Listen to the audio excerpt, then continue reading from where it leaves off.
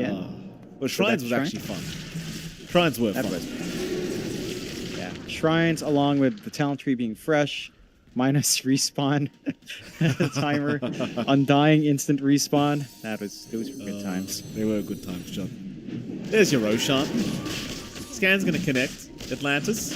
See, they get Roshan pretty quickly. The thing is, TNC's going to make a jump in and do something about this, but they've lost Mavis. Mavis already down. John, did you even realize, by the way, that there's a telescope available on the Marcy? So, you don't need the Psychic Headband, because now you've got something even better than that. Beautiful. And you also boost up the range of Ponyo as well.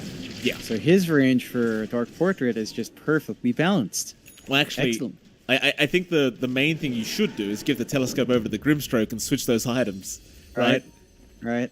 That feels like a play, but you know what? We're not going to question them, Mike. They're the pros. This is what they want. Wait, I just realized Ahiad has the shard on the mark. That's why he's kicking Mangarose forward. We haven't seen that yet. Somehow, throughout all the games you've seen of Marcy, there you go, kick him again. Do it. That's the shards, huh? That's what you get for 1400 gold.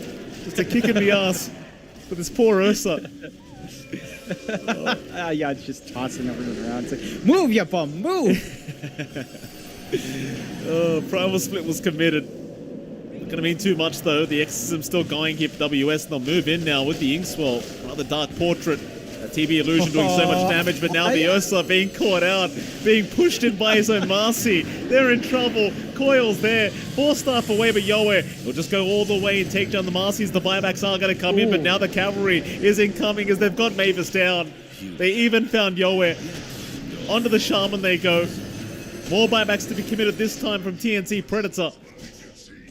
Atlantis, do they want to keep going? They've still got the Aegis up, they've got a new creep wave, but they are feeling a little bit worried, it seems. They are going to try and move in it again with the Ink Portrait. You know what, just with the Portrait alone, you can basically just Rax. You just need to protect it. And they don't really have any way of clearing it out. Dagon up here for Krish, some more damage on the puck, but not quite enough. Just another set of racks. Forced out the buybacks. No metamorphosis on Yoe. You can't really fight here on the side of TNC without that spell. Jump in. Wonder Boy. Not going to land that Aether Remnant. The mid-rack's gone as Bok now has one Primal Split charge if he needs it. Also has the Aeon Disc and it will proc. Meanwhile on the backside, they are trying to chase down this Marcy to force a buyback out from a Yap. But in the mid lane, Yoe has been caught out. Mango Rose all over him with the Abyssal Blade. That's Yoe gone twice here, John. It's up to the Park Krish to keep this fight going. To defend the high ground, but the Dispose is there. Hold him down, take him out. They'll commit more buybacks. It's looking closer and closer to the end of TNC here as this Ursa is just not done. Mango Rose, he's just going to keep going in for more. Enrage is up, move in. After Mavis, but he's going to be fine for now. Instead, they'll take down Carlo. They'll go for the Megas. Ayard does go down for the second time in this team fight, but Mango Rose is back in onto the Brewmaster. The Boundless, not going to do too much. Mango Rose does take him down, but Bok will commit buyback now. I'm pretty sure that's about it for buybacks for TNC. It's Atlantis in a 4v3 situation. Are going to go through to the tier 4 towers. Krish is just trying to creep skip while he can. So is Mavis on this Monkey King. But they're just going straight for tier 4s. They just don't care. They've got a creep wave into the base and they're just protecting it from these glyph towers. On they go. TNC have to fight this one out. They've got no chance. No choice, rather. The Wukong's is there, but it's a +5 Monkey King. It doesn't really do much damage. Tier 4 towers are down now. Atlantis. For more now is Wonder Boy. In with the Aether Remnant, going to land onto the Monkey King with the Yule setup. Does take him out. Now the Dream Coil landing on nothing. Dream Coil just landing on absolutely nothing as Krish gets taken out and they call it. TNC, they will not be able to pull off the 2-1 victory. Atlantis make it happen. It's a very long kind of game number 3 here, John, but patience does end up paying off here for the dire end of things. Yeah, they make it work on Atlantis' end. We thought the TB matchup would feel pretty good for the side of TNC, but they managed to get the jump every single time. And Atlantis, they played very well, managed to hit those timings. So just to enumerate our points here again, Atlantis won. They're tied now with MIPH. TNC are now 2-4. And now we have a potential tie. If TNC beats MIPH and if Summit beats Atlantis, there's going to be a 4-way tiebreaker for the last relegation slot. So a lot of tiebreakers could break out here because Atlantis found that win. TNC is going to have to beat our fellow Philippines and MIPH, of course. So that's going to be a bit of a rambulan, and Summit will have to beat Atlantis. But that bottom slot for Div 2 is looking extra spicy, Mike. And before we close out, because we don't have too much time, Div 1 is waiting. There are no tiebreaks outside promotion relegation. The metric system will be used for at least here. And every teams that took part in 2 or 3 will take part in TI qualifiers. Just to clarify from our admin, Nina, this is what they've said. They will have to qualify again for the DPC. But for TI quals, I don't think we have open qualifiers. So they're just in. So that's going to be interesting. Okay. Are you telling me, John, because we do have to rush off to Div 1, we don't have an interview, or are we... No interview today. No interview. Okay. Well, with that, congratulations to Atlantis for pulling off the 2-1 victory against TNC. Of course, if you're in for some exciting SCA Dota, don't go anywhere. This is basically as good as it gets, Jonathan. T1 versus Boom Esports. Don't look at me like that, John. I know what you're thinking, all right? Talon's had enough marketing for today, all right? Boom versus T1 coming up very, very soon for Division 1 of SCA. And by the way, Jonathan, in case, I suppose we can spoil it because it was already spoiled, Boom Esports will have Mushi standing in today. So they already announced it. I believe Skem is currently unwell, so can't participate. Sad for him, but hopefully he gets well very, very soon. Still, Mushi will be stepping in as the POS 5 of Boom Esports tonight against T1. Keep in mind, these are for the final slots of the major, John. These are no joke. These series, they are not jokes here between these two teams. So let's see how it all pans out. For now, it is MLP Dota and John X Fire. It's been an absolute pleasure. See you all in Div 1, at least in the chat.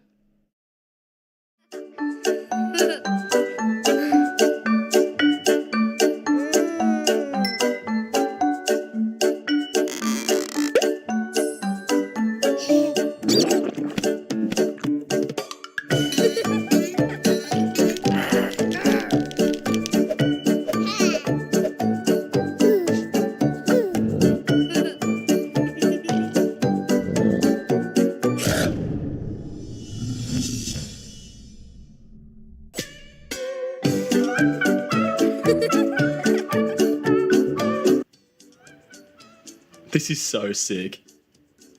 Can we just go back to playing games now?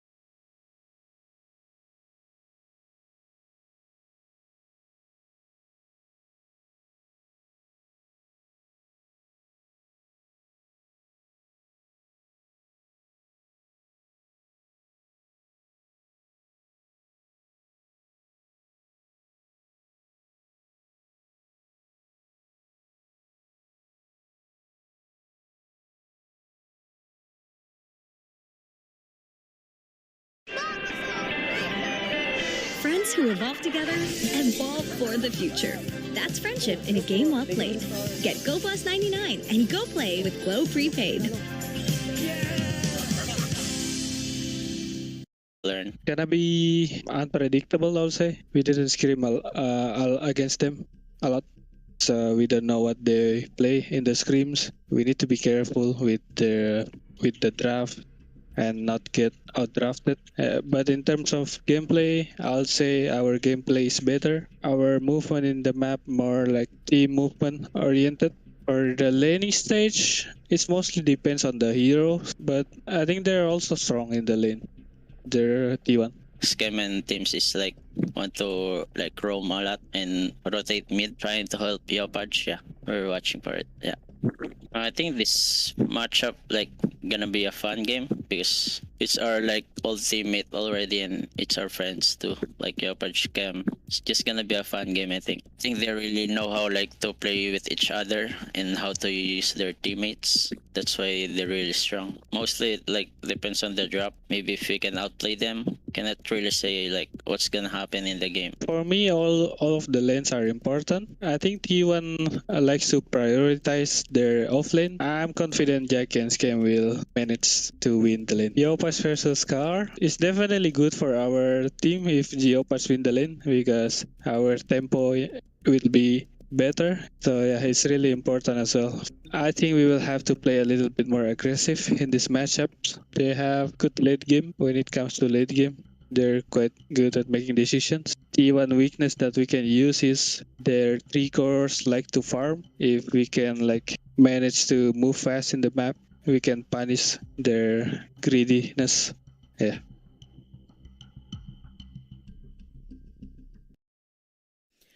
Boom have a little bit of T1 worked out. They told us they're in that interview. But for you, Sheep, there's 2 things. One, I need to know your thoughts on it, but also the interesting roster graphic that we have here. Yeah, they got Mushi. So poor Skem had a medical problem. They announced it on social media. So hopefully, he is back to good health soon. Having Mushi on the team, I mean, obviously the dude's a legend. He's been coaching this team and doing such a good job with them. I'm excited to see him play.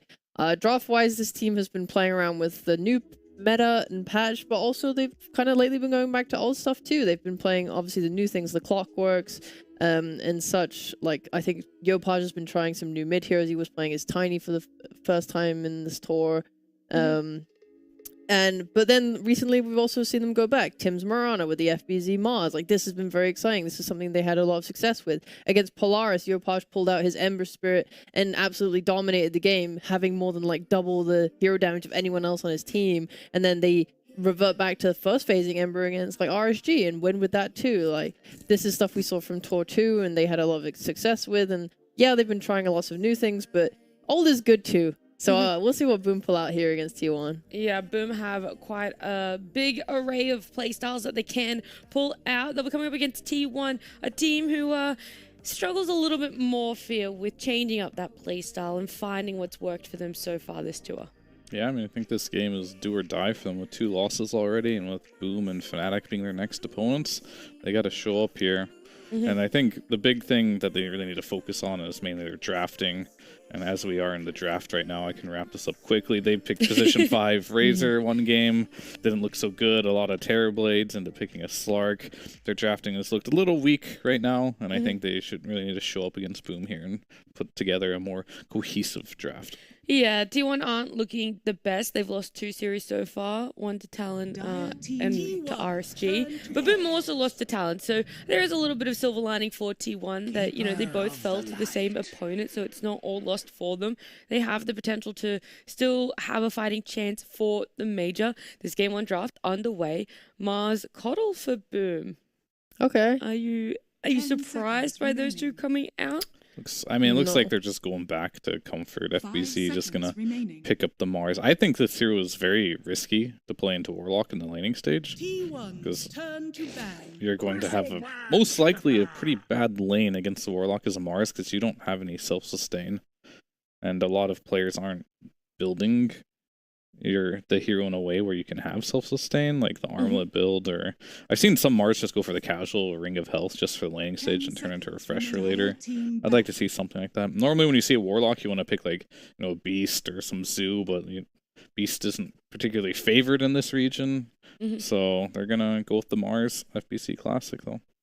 Exactly, like when it comes down to it, if the lane's not ideal, it's still an FBZ Mars. Like classically, they'll give a playmaker to Yopaj, and then like FBZ will farm up his blink, connect to him, and they'll both just run the map aggressively and make loads of plays together. That's always what they've been doing, and why Shum will see here. I know in the past Boom have played Cuddle, and we were kind of questioning, oh, like does Yopaj want to play it? Like who would play this? It's not really that much of like a Tim's hero, but then Tim's played it anyway, and they had some good games with it. So I wouldn't be surprised that all of this is just their off lane that they've picked here. I want to cast our eyes to something more exciting. Our first phase Bristleback. What the heck? We always talk on this panel just how good Bristle is. It's not really seen. It's its debut so too much in SEA. I say that it has been played here before, but it's really not favored too much, despite us talking about how much we really do enjoy it and how well it's doing in other regions too.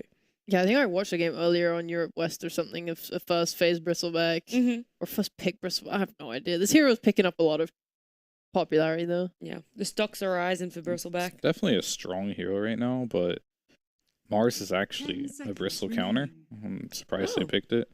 I mean, when you get speared to the arena, it turns you. So your back faces the arena, which means you're facing your team. I don't know if they know that interaction, but through my years and years of Dota, I have learned that. He's so wise. So you'll see Bristleback, if he gets pinned to the arena or pinned to anything, really, it turns him, even if he's facing his back to you, which makes him very burstable. So I don't really like that matchup too much. But Bristle's a great hero right now. Like, everyone's just going Ags Rush on him.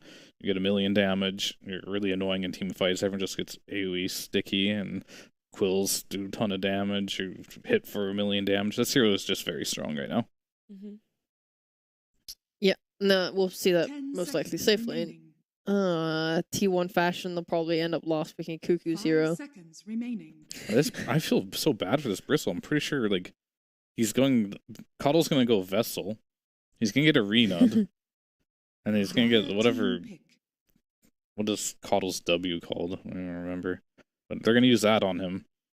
And he's just gonna die, so we'll see if Warlock can save him. But so the one time you see the Bristle that we're lacking, it's in a very unfavorable situation. yeah, so like the hero, it's like I don't think it's his first pick, and the reason why you're not seeing a lot of it is because it has counters, and this hero either just like looks unkillable, or I've used the exact quote on panel before. It's like he looks unkillable or he's killable, and the games where he's killable, this hero does not look good. Games where he looks unkillable, he's really OP. Do you think Bristle is a hero that is able to bounce back? Let's say he doesn't do too well in the laning phase. Do you think there is a way for Bristle to still look good as the game progresses, or he really is reliant on a good laning phase? Just gonna delay his timings. He needs a BKB really badly this game. Now with the Hoodwink in the game that has a break mechanic, it's going to make him even more killable. I've seen Bristle like kind of thrive in late game though, just because you get so much damage, and we've seen them itemize sometimes towards like the Abyssal Blade and so on and so on. If he can get BKB Abyssal Blade type thing, he can still kill heroes. It would just, it's gonna be a rough one for sure. Yeah, I mean his positioning and farming is just gonna be more important than usual in a game like this. Whereas like it's like all the fluff in a game. So like winning the game, it's like you just have to play better. Simply put, and then it's easier for Boom to play this mid game for sure with these heroes. I really love the Zeus pick though. Yeah. Against Kodo and Hoodwink, they're both so squishy. And the Tiny, right? Yeah. Oh, but this is a good response. We love a Yopaj Ember. Like, he's gonna have a great game this time. He's just gonna like dive and try and kill his Zeus and Warlock. This is a great backline jumper. Do you feel that this Zeus is going to be going mid and it's a Tiny 4? Or how do you actually see T1 putting a lot of their lanes? Because Boom seems quite straightforward right now with their picks. I think Tiny should just go mid here. Okay. It should be fine versus Ember. And I do enjoy having a playmaker in the mid lane. I mean, Zeus is also okay, but like the problem I have with this game is if Zeus goes mid, your only stun is going to be a position 4 Tiny. And that does not sound good to me. So I'd like to see Zeus play 4 and they pick up something, 5 seconds remaining. for the offlane that has like more lane presence. Yeah, I'm down for the playmaker too, because like right now, Boom are hitting like a very particular timing. They have like they're gonna want to get this Mars blink, and when they have that, it's just like go go go. Because you have a Coddle that is like the Coddle Ember combo has just been like super popular thing throughout time. They're just gonna be constantly like revving him up with mana. He's just going to be slighting and chaining and going on you and fighting and fighting and fighting. All these low cooldown spells with Hoodwink, Ember, Coddle is like insane. So their ability to fight, very good. If you're waiting on a pause 4 Tiny blink timing, you're going to really struggle to make plays, especially when your pause 5 is a Warlock who cannot make those plays for you. 10 seconds remaining. So the real question here, what is Mushi going to play? So like Skim, I could see Skim playing the Hoodwink, right? He's played a lot in the past, but does Mushi play Hoodwink? Like I don't follow his pubs at all. I don't know if he like plays support or if he's what role he plays. Nor do I know if he plays Hoodwink, which is one of the newer POS 4s. So unless you actually play support, I don't know if you actually play this hero. So I'm very curious to see who's going to end up on what hero here. Yeah. If Skem was in this game, it would be Skem, Hoodwink, Tim's Coddle, I think. So I don't know what they would like to do. If they've been if they practice Coddle with like in the lane with FBZ the most, then I imagine they would just keep running it like that. Why Razor? I don't know. He's not very good against any of these heroes. Normally that's the hero you pick. Like T1's got that thing going on again where they're just kind of drafting weird. Like they ban like the Life Stealer and they pick Razor. Very strange. Okay, so you can't really make heads and tails of what's happening with T1 in their draft with that last pick. I mean, it's Southeast Asia. They're just gonna pick Morph now. You see Razor pick Morph. Oh yeah. Savage did that. He just like first phase Morph, and then this is trying to see if it was banned, against T1. Sometimes you'll say something and it's banned. It's but it true. Is not Thank banned. you for fact checking me there. I had to quickly check, but no, Morph could be the response. It looks okay. It's for Zeus Tiny. It's always a little scary because you like to play a little low HP, but about to blow your minds here. You don't have to play on 0 agility as Morphling. Just so you know, I mean, most Morph players, they just sit there, need all that damage. But, the good Morph players don't always sit on that. That hero is also good versus, the Razor. Not good versus Zeus at all, so maybe he didn't have the confidence to pick Morph this game. Who knows? Okay. Well, that is both of our drafts completed, which means we get to bring in our casters, and they're going to be Lyrical and Gods. Hello, guys. Hi. We'll start with Lyrical because we haven't seen you this week yet, but how are you? Have your past few days been? And are you excited to see how Mushi fits into Boom's lineup playing today? I'm doing great. It's been a wonderful couple of days full of fireworks and barbecue over here. But yeah, excited to see Mushi, how he does. I think that they can't really kick their coach, though, so it doesn't matter how he does. It's going to be fine. That is actually a very valid point. And Gods, we see here that Mushi is going to be on the Coddle and Tim's on the Hoodwink. Look, I mean, Mushi towards the end of his playing career was playing a lot of support, so I feel like he's going to fit in just fine. If there's a role to kind of have your coach stand in for, I personally think 5 position is one of the better ones as long as they've had some support experience. And while Mushi, known for his mid plays, he's got a lot of support playing experience, so I think he'll do just fine. On the Couch Sheep Fear, where do you guys want to put your analyst chips? Which ones are you going all in on? Dude, I see Yopaj Ember and I see FBZ Mars. I know exactly who I'm going with. Tim's Hoodwink as well. Like Tim's Hoodwink, Tour 1, that was beautiful. All right, you got full faith in Boom. You say it's a little bit more difficult, Fear. I mean, I just don't know how Mushi's going to perform with Boom as a team. So I do like Boom's draft more, but yeah, I'm just going to go with Boom. Whatever. Okay, all right. Can't justify this Razor, unfortunately. It looks like the Razor is throwing you off. You also aren't too big of a Bristleback fan, but we're going to see how T1 do match up against Boom in this game 1. Thank you so much, Nat, in the panel. You know, guys, I'm thinking there. I've seen Fear on the couch, you know, the core player switching to support, old timer, getting a little bit of nostalgia here, seeing one of his old compatriots going back into the arena. You think they could lure him back in? Right, you know, hopefully someone tries, man. We don't want Fear coming for all our jobs. You know, you gotta look like all the old timers coming back. Seb just won a major. You know, Chuan was playing in Div 2. Like all the Dota boomers are back, man. It's a better time than ever to be playing pro Dota. Well, we'll see if it's going to be an old-timer story with a little bit of success at the end of it here. Playing on a coddle and playing together with the Ember.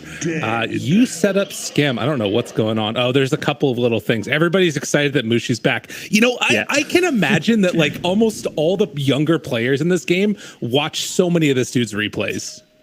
Yeah, this guy was a legend. I mean, he still is. Like, as far as SEA Dota players, him like an Ice are probably like the two biggest names of the region. So it's, you know, it's amazing to kind of, you know, see him playing Dota. And for a lot of these players, it's like, oh man, he's this legend. And basically everyone who has played under him, because he's been coaching for a while, has nothing but like the best stuff to say about him. Like, they learned so much. We had Pondo out here during some of the DPC seasons, and I was like, yeah, when I was playing under Mushi, man, this guy just taught me so much. So it's just a ton of respect, and this guy just knows so much about Dota. Well, he's going to be showing it in this game number 1 here, and a really important match for T1 in particular. Like, I think you couldn't have ended up with a better potential setup for them to try and make their way to the major. They need to take down one of these big teams here to actually make it happen, as it does look like FBZ will be able to force back Gabby and Whitemon from that rune. So in total, still 2 for 2, but yeah, a must-win game for T1 if they want to get to the major. Not too many left on the entire docket. Yeah, they're 2-2 record. And it's tough opponents. They've got to play Boom. They've got to play Fnatic. Like, they've got their work cut out for them. But, you know, perhaps a bit of fortune favoring them. You know, as good as Mushi is, like, it's still not Boom at full force. So they get to play against the Mushi iteration of it, and we'll see how they fare here.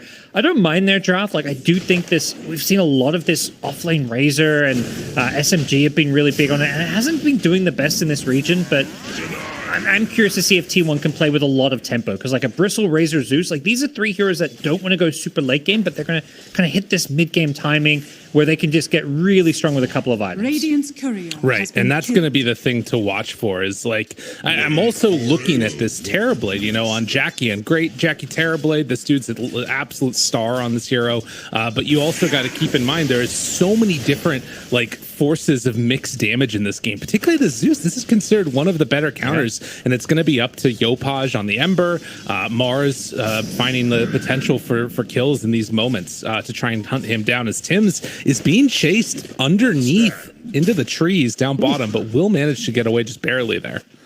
Yeah, he gets very low. Warlock Bristle. This lane does not sound fun for anyone to really lane into. You know, it's just going to be an unkillable Bristle with all the sustain. Fatal Bonds plus some Quills sounds pretty painful as well. So not really a lane where I expect them to be able to do much to stop Gabby from free farming. No, he's going to have a good time down here for sure. And of course, the big thing to watch for will be, are there going to be any stacks a little bit later that can set up for like taking those out?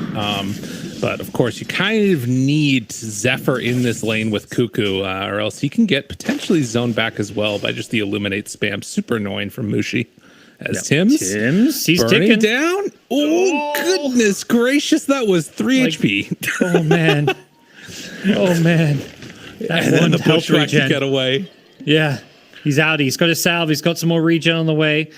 Whitemon will scout some things out, see if there's any stacks and whatnot, but unfortunate, so close to getting that first blood. That would have been so nice for his game. Yeah, you love to get that one for sure. Warlock, but does again set up for Gabby to have a nice lane down bottom here. So far 11-2, although Mars is also, I mean, he's still getting farmed, to be honest. I guess similar story. I mentioned they can't do much against Gabby, but at the same time, Warlock not known for his offensive potential. Like, even though there is some, you know, Fatal Bonds damage output, it's a Mars. He's tanky. He's got a bracer stick already. So realistically, I just imagine both tanky strength dudes down bottom just trading farm without no kills happening on the cores. Maybe the supports, as we just saw, if they get out of position, can go down. But more likely the action's going to be happening in top and potentially even mid. Ember Zeus is a lane where both heroes have quite a lot of firepower. That's right. And we're seeing this build from Carl that's come out more often recently. The Heavenly Jump getting maxed out with the Arc Lightning. There have been times where I've seen this go all the way up to like level 8 or something, maxing it out all the way. Particularly against Ember, that kind of relies upon those low cast points. Can be really annoying to play against, and getting a deny right in his face. Yeah, it's the attack speed slow from it is kind of obnoxious in these 1v1s because like Yopaj just misses. He just casts it and then Yopaj misses the last hit because he can't attack. Like, it's a crazy amount of attack speed slow. God, yeah. What's that up to?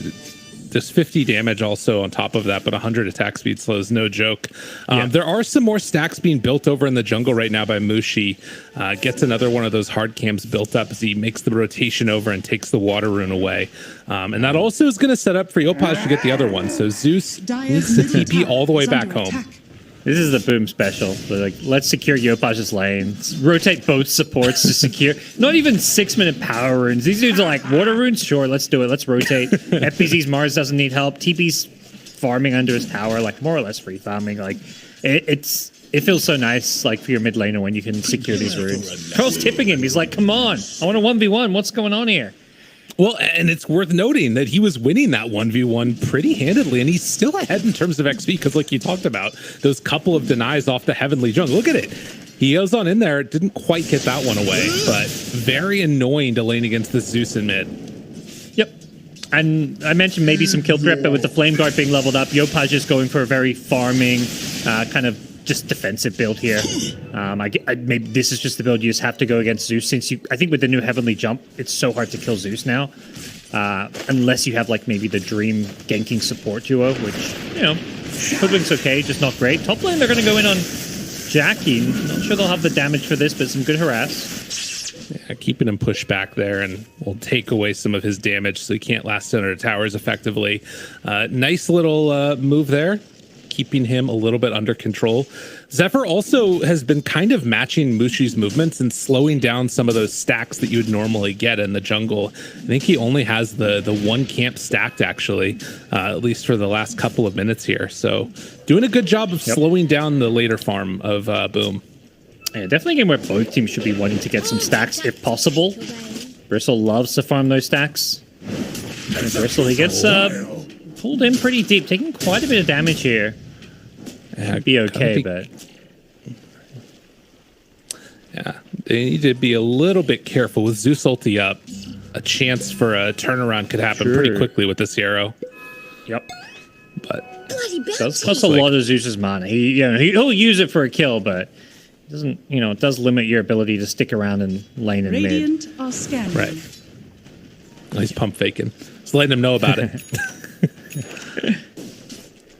But definitely so far, one of the more satisfying spells to pump fake. Oh yeah, just like break everybody's speakers a little bit. Yeah, more obnoxious than most, perhaps you could say. But as someone who likes playing the Zeus, I would definitely happy to spam cancel that quite a bit.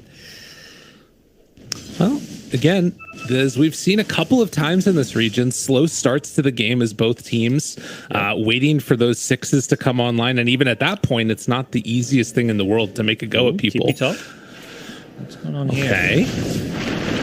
Interesting. Trying to punish. Zephyr in some trouble. Body blocks. And first blood going to be taken by Jackie. Yeah. So a good rotation. Yeah, really good. They had the wards. They recognized Tiny was just a little bit pushed up, and he's not going to expect Hoodwink to just TP in, but when it's a first blood, it's well worth it.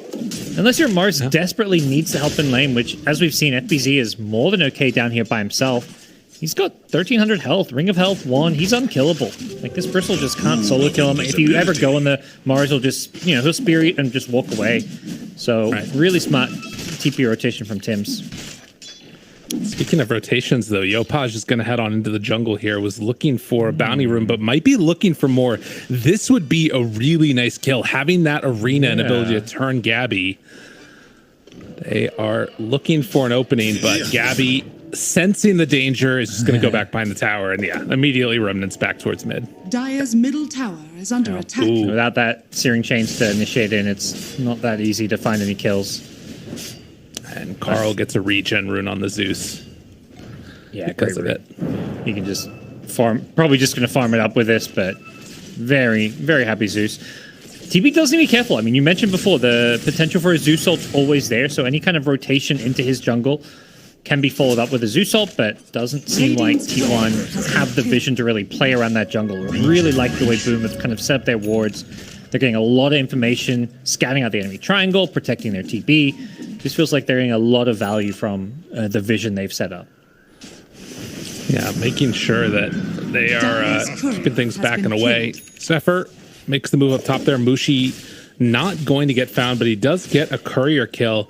And again, it's all to the tune of trying to build up the farm. Tim's, he's stacking up the Ancients, stacking up the hard camp. They're also farming out the entire jungle on Jackie. And T1 coming to contest a little bit, but yeah, and importantly, those Ancients have been blocked. So I think that's maybe even the second time they've tried to stack it, but Dire Ancients not stacking, that's really important because T1 are not stacking anywhere near as much. They're going to lose the farm game unless they do stuff like that.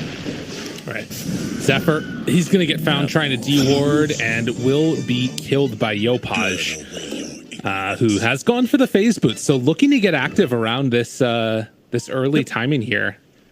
It's going to run around, slide of fist spamming people, phase boots, orb of corrosion, a lot of right-click damage can always come out from the Ember. Particularly like this early time, like these kind of squishy-ish supports and, tiny pre-level 6, very low armor. It's a very easy kill, and Carl has to be a little bit careful in the mid lane. Making the move, able to jump away actually, and now an avalanche for follow-up. Tim's toss back, no hits on the creep. And afterwards, Whitemon gonna be chased. They have ulti ready from Carl if they want to drop it. One for the heavenly jump, then Tumblr's toy walk away. Double Jumps on jump. Dude, what a fun item for Zeus to get. Tumblr's toy Zeus sounds like the dream neutral item. Uh-oh. Tim's in some trouble. Zephyr avatars. Can't quite bring down Tim's, and instead it's Zephyr that dies. It brought in the TB. 3. Yeah, they want this tower, and now Cuckoo's in some trouble. Gets speared there over to the arena. Falcon Blade will not keep him alive. 4-0 start for Boom, who are looking mighty good in this game 1. Yeah. 2K gold lead. Uh-oh. Carl. He's okay with the jump. Whitemon there. He's kind of baiting.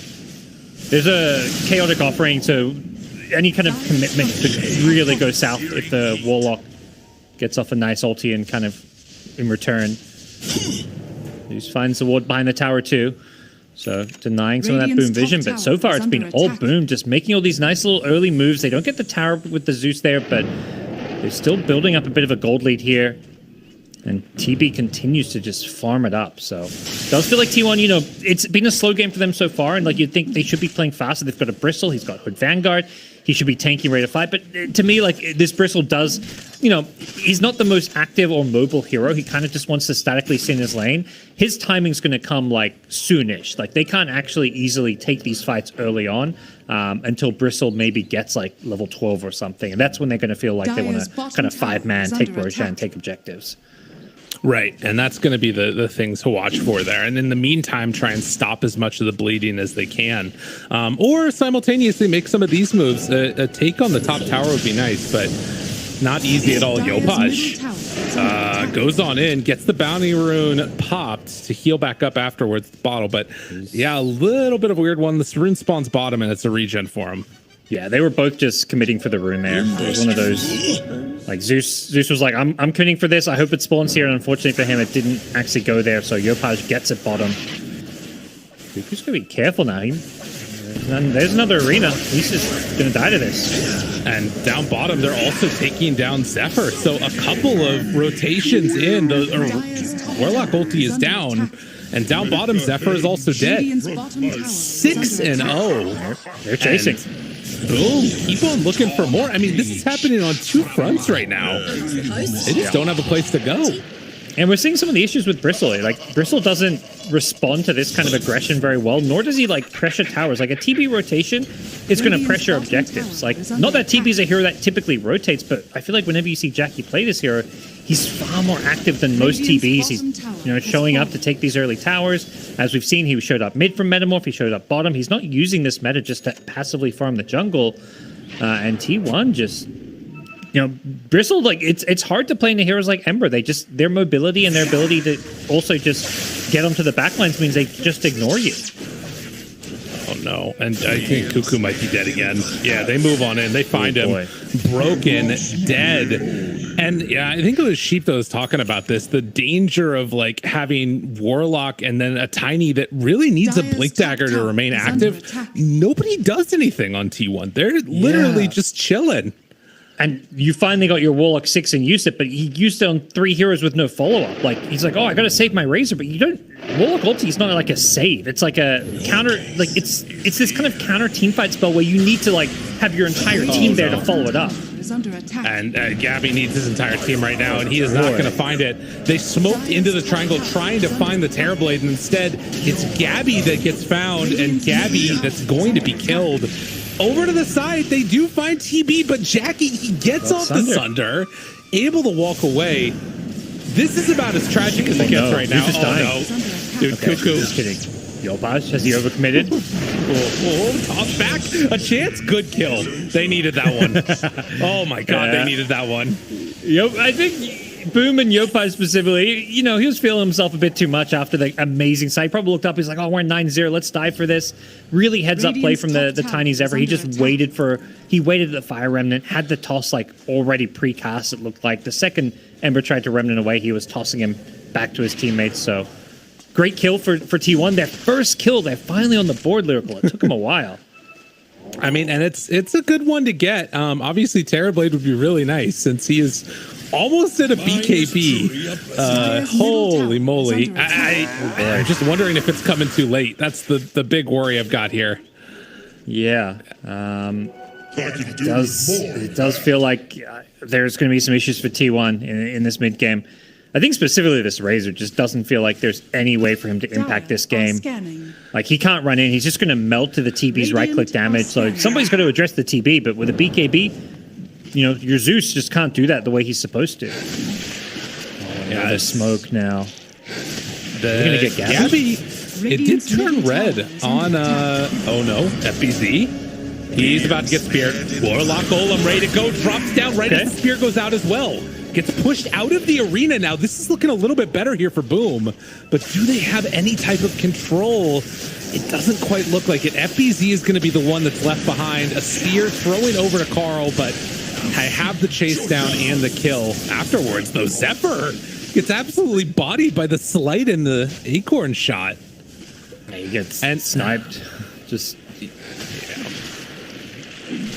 It's, it's something, but it's still very defensive and reactionary. Like, you're not getting that big 5v5 team fight out of the Warlock ultimate that you would hope to be seeing. It's still, a win. You're killing a core hero, only losing your support. But I think the big point that you've mentioned, that Sheep mentioned, is like, where's the follow-up? They need a tiny blink. Like, that's a good Warlock ultimate. If they have a tiny blink there, they can maybe get 2, maybe 3 kills. They can chase.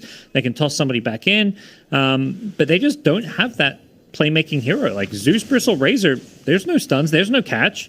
Their only hero with like catch or a way to start a fight is Tiny, so he needs a Blink Dagger in order for T1 to do anything.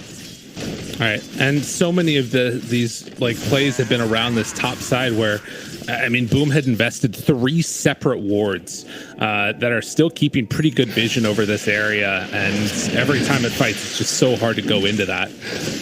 A smoke up now with Carl, Zephyr, and Cuckoo, and still, what is this? About 600 gold away from that Blink Dagger, but they might get lucky. If they can keep this line going, Jackie is over here. This is not bad for him. Carl, open, Thunder God's Wrath, able to find it, force that, but the BKB! Oh, Jackie was ready! Oh, no. And Zephyr will pay the price. Blink. Not his Blink money. Oh, man, he was so ready for that. This BKB rush, usually, like, I'm not a big fan of getting BKB so fast when I hear, like, TB, where you're typically going to be farming a bit longer, but as long as he stays alive and, like, you know, because there's no catch, this BKB basically represents immortality for TB. And I mean, so much of that damage is front loaded on T1 too that you want to get it in that initial burst. That, I mean, I feel like popping BKB early is kind of fine. Well, there you go. FBZ, he finds Carl. Can they keep him alive? Shadow Word, not enough for the heal. The toss is going to miss. They run in with Gabby now, trying desperately to win this fight. They do have Cuckoo right on top of Yopaj, but there's nothing to keep him here. Can immediately run it away. The rest of Boom. Ooh, Cuckoo dodges the spear, but the bushwhack keeps him from getting anything else done. Do they have Warlock Golem back up in 1 second? Thought about dropping it there. Gabby's still trying to stand up in front. Do they have enough? Golem gonna connect onto everybody, but there is no follow-up. There's no damage. They didn't even have enough mana for Fatal Bonds.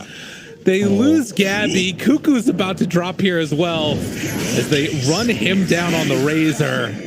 9,000 gold lead. It has not looked close.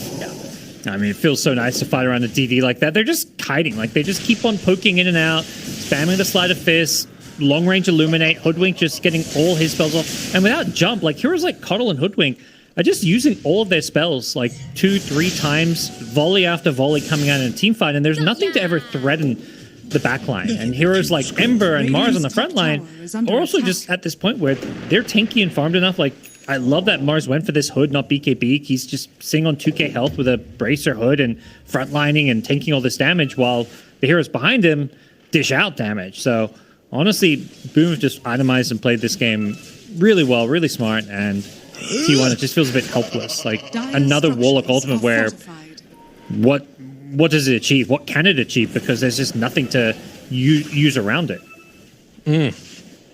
And I mean, I think that, you know, the panel identified it pretty immediately. You've been talking about it. What is this Razor meant to do? How do you sort of have impact on this hero as they will not find the kill? I mean, all you need there is a stun. You need any type of control. And it was not what they needed. Zephyr barely gets out of there. I don't know if he's going to live. No. 10 gold to Blink. Oh, no. Oh, God. He's died 3 times recently. He's just been so close to this Blink for so long. Oh, man, these are some sad odds, too. Oh, he got it. How'd he get that? He got maybe some bounties? Okay. Okay. Tower money. Looks like Gabby took the tower. He's there. He finally has it. All right. You ready? Dota can be played now. It's all good, Parker. It can be. They've got a playmaker. Usually just the one coming out of your support role, not ideal, but it's something. Unfortunately, I don't think it's going to give you enough to still deal with this TB. Yeah, you're not wrong. It's still going to be very difficult. Do they have Ags yet? He's almost got Ags on Gabby, too. I mean, if not now, then when? Yeah, for sure. The Axe timing on Bristle, I think, is like the last good timing you get on T1 this game. Like, Razor's item timings just don't matter. You can get a BKB, it's kind of whatever, because TB's just always going to melt him. Some Zeus item timings maybe matter. Well, you know, this Razor's honestly just a creep at this point. Sorry, Cuckoo. But just something, another objective on the map for Boom to go and farm whenever they feel like it. True. All right, Ava, toss, catching Yopaj. Nothing doing yet. FBZ jumps in. Oh, he finds the Warlock. You gotta buy back. You gotta fight. You gotta do something, but it's not gonna happen. Gabby is gonna get chased down here. Now he's gonna die as well. There is no salvaging this engagement. 4 dead. Nobody touched on Boom. Wow. Just rolling through them this game. Everyone like playing some signature heroes, like with at least like Tim's, FBZ, and Yopaj, I would say, all on kind of signature heroes, all having like just, you know, pretty flawless performances. Jackie's TB had a great lane, like everything just clicking here, and we've not seen T1 really make any moves, any plays. Like, I like the idea with a lot of their draft with the Zeus, but the offlane Razor just gave them a complete void when it came to any kind of team fight and playmaking. Like, they have a Warlock Ultimate, but it feels like they have 0 team fight this game. Oh, drop everything for Yopaj. Yes. Well done. Yes. I mean, that's definitely worth it. It's just, you know, Obviously, like you say, you're dropping everything for him, but you take what you can get when you're in T1's position. Absolutely. That's what needs to happen right now for them. A smoke up afterwards. They won't have Warlock ulti, but they will still have the Avatos combo, and Gabby's ready. See if they can find anybody. Yep. Let's see. I feel like Zephyr needs to be on the front lines. Are they trying to take... I was about to say that as soon as Boom respawn, I wanted to see them go for Roche. Like, no Warlock ulti, they can take Roche for free, but T1 actually get in there first. It's Bean Scan, though. This is... Oh, God. Oh, I think they're relying on sneakiness, because I do not think they win a fight at the pit without Warlock ulti. This could go really bad. Uh-oh, Warlock ulti not available. Everybody ready with a blink. Away. And they find Gabby, toss out the Mars, but keeping him alive for now. BKB, Gabby tries to get out of there. Force-Staff keeping him alive. Carl TPing out. And Gabby will not be able to escape. As no BKB, no problem. Larbon just has to swaddle out of there as well. So they'll finish off Roche. Yeah. Honestly, not a bad... As far as plans go, I think that's probably one of the better ones T1's had there. I like the, the ambition. Like, they're trying to make something happen out of nothing. This game is honestly in a terrible spot. It was super desperate for them. Trying to sneak a Roshan after sniping a kill like that, knowing that Boom is going to probably just walk into the Roche pit the second Ember respawns, kind of smart. It doesn't work, it backfires, but like they're trying to find that window back into basically a hopeless game rather than just sitting back and waiting to lose, playing on their high ground. It's rough, the position there, and they're going to keep getting picked off here. But yeah, it shows to me they're still communicating and trying to figure out like a way to win this game, even though they probably can't win. Right, and from the jump, it's just been really tough, but it's going to need to come all down to this. They have Warlock ulti back up in 40 seconds. The Fatal Bonds and the Quill spam is decent, but rooted, broken, Bristleback, close to dead again. Gabby actually barely able to walk away from this one, and with that extra movement speed from the Quicksilver Amulet, does manage to get out for a moment. Gabby living, and BKB out from Cuckoo. They force them off the base. They will hold their high ground for now. Yeah. A lot of this is just the TB without meta. Like, they're going high ground without Metamorphosis. Next time around, I imagine we'll see him with meta.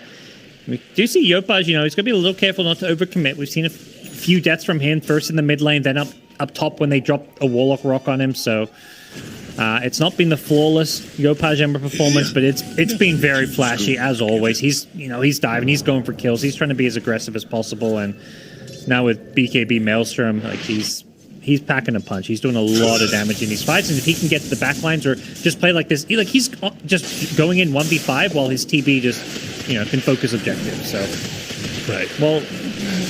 Well set up kind of teamfight foundation for Boom, making things pretty easy.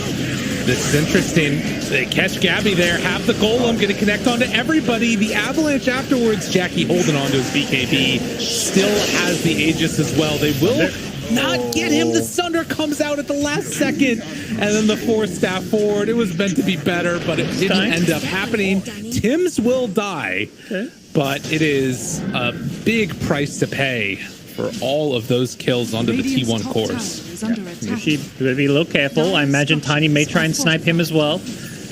Tiny's still lurking around in these trees, coming in. There we go, Zephyr. Oh, not enough. He tried. So close. Oh, but Mars, guess is wrong too. Okay, he's out. Well done, Zephyr. Take those small wins. Unfortunately, couldn't quite. He's going again. He's looking for Mushi. Yes, he's got him.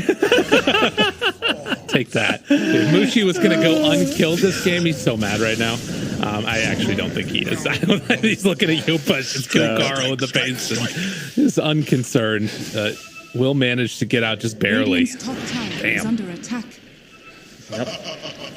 Well, I guess meta's probably down now, so maybe they don't get high ground off of this. But it's one of those things where this lead's just getting bigger and bigger.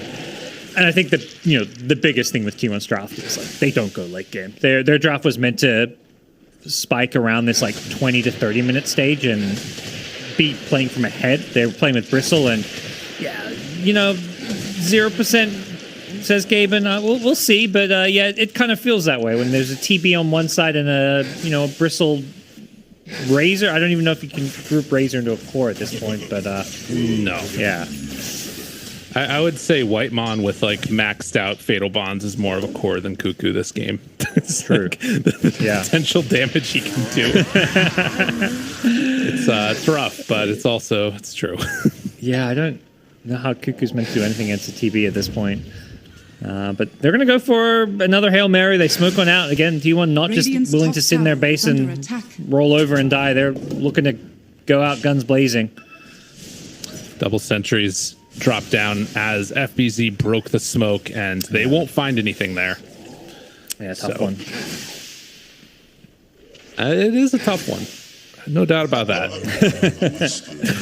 These are the kind of games, if this is a pub game, you're probably 2 or 3 people in your team are like, okay, let's say AFK Fallon, but... Yeah. Well, now you can GG out. You saw the news, right? True, yeah. If you're 5 sec, though. Exactly.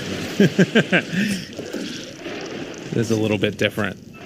Well, 5-29, and I mean, Mushi will spot Whitemon there. God, they're just waiting for anybody to step out at all. They're going to get the D ward here as well in a sec. What was that one's name again? It escapes me. Rough indeed. Carl's just like, why'd y'all pick me, Zeus? Come on. Actually, I thought there was an interesting matchup mid there for a little while. It's kind of cool. Yeah, I think the Zeus pick can work if... I mean, it's the draft as a whole. Like, you can't say, like, one... I mean, maybe you can say one hero, the Razor, was not a good pick, but it's picking all these heroes together. That's been the biggest issue. Gabby trying to survive through it. Cuckoo BKB'd, but still going to be chased down and killed. Ava tossed back. Gabby keeps him out. The Warlock Golem, but they already got the Sunder off. Was not timed together perfectly. They jump in with Yopaj still throwing out that slight spam. They bought back on Cuckoo, but he's not careful. He might go down again as well. Yeah, they probably don't bother sticking around. Just the range Rex. They already got the melee.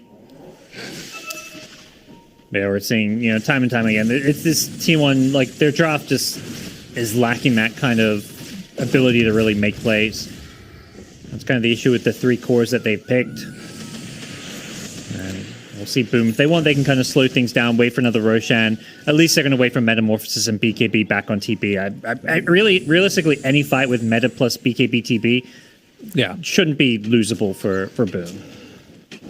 I am seeing an item that Boom got that could have been really helpful for T1, the Blast Rig. Unfortunately, T1 don't have their tier 2 neutral items even finished yet, but you can imagine, Tiny getting a Blast Rig, jumps in, suddenly he hits all the illusions with that of the Terrorblade. That could be cool. Kind of a pretty sad position to be in. You can't even finish tier 2s while the other team's getting their tier 3s. Yeah, that's rough. Oh, and all the camps are farmed. Poor Gabby. Oh my god. All right, it's coming. Don't worry. 30k down, but y'all can do it. T1 trying to hold on coming? here. Or what's coming? The items. They can farm up the neutrals soon. Yeah. Boom Esports is coming to your base. They got Meta, they got BKB. It's on Aegis. It's just these, it's just the TB they're waiting for. Meta back up should be another melee Rex. Oh, big arena down. Gabby, still no BKB. They turn, they punch. Oh my goodness, that did a lot of damage. Silver Edge crit is no joke. Zephyr dies. Yopaj gets himself out of there, and GG is going to be called. One last Zeus ulti to pad the damage stats, but that's going to be it for game 1. Man, they talked about in the interview, just as long as we don't get outdrafted, but they definitely did. Yeah, I mean, there's probably part of this will be like, did we get outdrafted or did we just outdraft ourselves? Because I think, going into that, like, it was like a last pick Razor, or they picked it very late in the draft when they already had the Zeus and Bristle. Like, it really limited what they could do with their draft. And picking that with a Warlock support, like, Warlock support is great, but you've got to pick certain heroes with a Warlock that, fill the gaps that Warlock doesn't bring to the table. It doesn't have stuns. It doesn't have any playmaking. It's this very slow passive hero that just exists to sit in the backlines and wait to drop a rock. And when you do, you need, something to happen, which they didn't have in their draft. There was just a lot of gaps. Yeah, a lot of gaps in the end. I would also say that Terrorblade, just as a last pick for the Bristle, it gave that win condition that you were talking about. If this goes late, you're not doing anything for T1. So we'll see if they can come up with some answers in game number 2. Maybe we'll get to see my pointy-headed boy, the Darkseer. But for now, at least, we're going to go to a quick break. We get back to panel's going to break down all the action. See you then.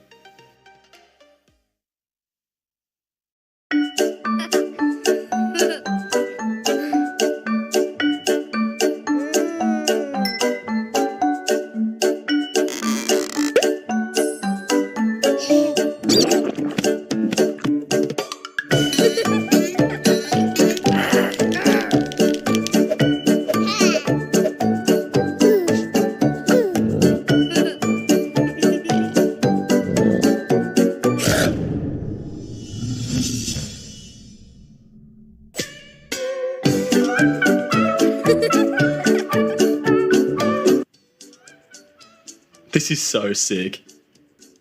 Can we just go back to playing games now?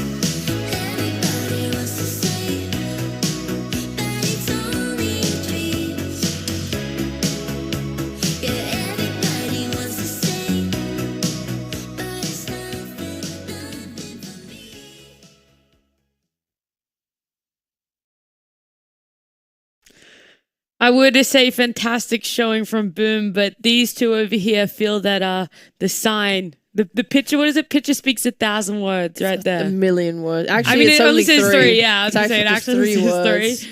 But that's what T1. T1's going to have to take a leaf out of this book. Take a look at that one. No more Razor. We can't talk about T1's draft. I know you guys didn't like it when we were going into this game. Considering it only got 5 kills, I'm going to say you don't like it coming out of this game either. But ultimately, what was that breakdown? Was it the Bristle matchup? Was it the off-lane Razor? Was it, the lack of impact that you felt from the supports or the mid lane? Where was it that you personally felt? Oh, there was a lot there, huh? I mean, it's a combination of just about everything. Like I mentioned, the Bristle, it's very killable against Caudal Mars. Like there are games where it's unkillable. This is not one of them, clearly. He even itemized to not die with the Hood Vanguard, which slowed down his timing, which is going to be the Aghanim Scepter. Most people get this item by 15, 16 minutes. Very late this game because he itemized a lot of items before that. So didn't like that pick at all. Moving on to another pick I did not like is the Razor. I didn't see why they picked it. Like they had last pick carry. Normally you have at least one good link target when you pick Razor. There was an Ember in the game, there was a Mars, there wasn't anything really good to link in this game.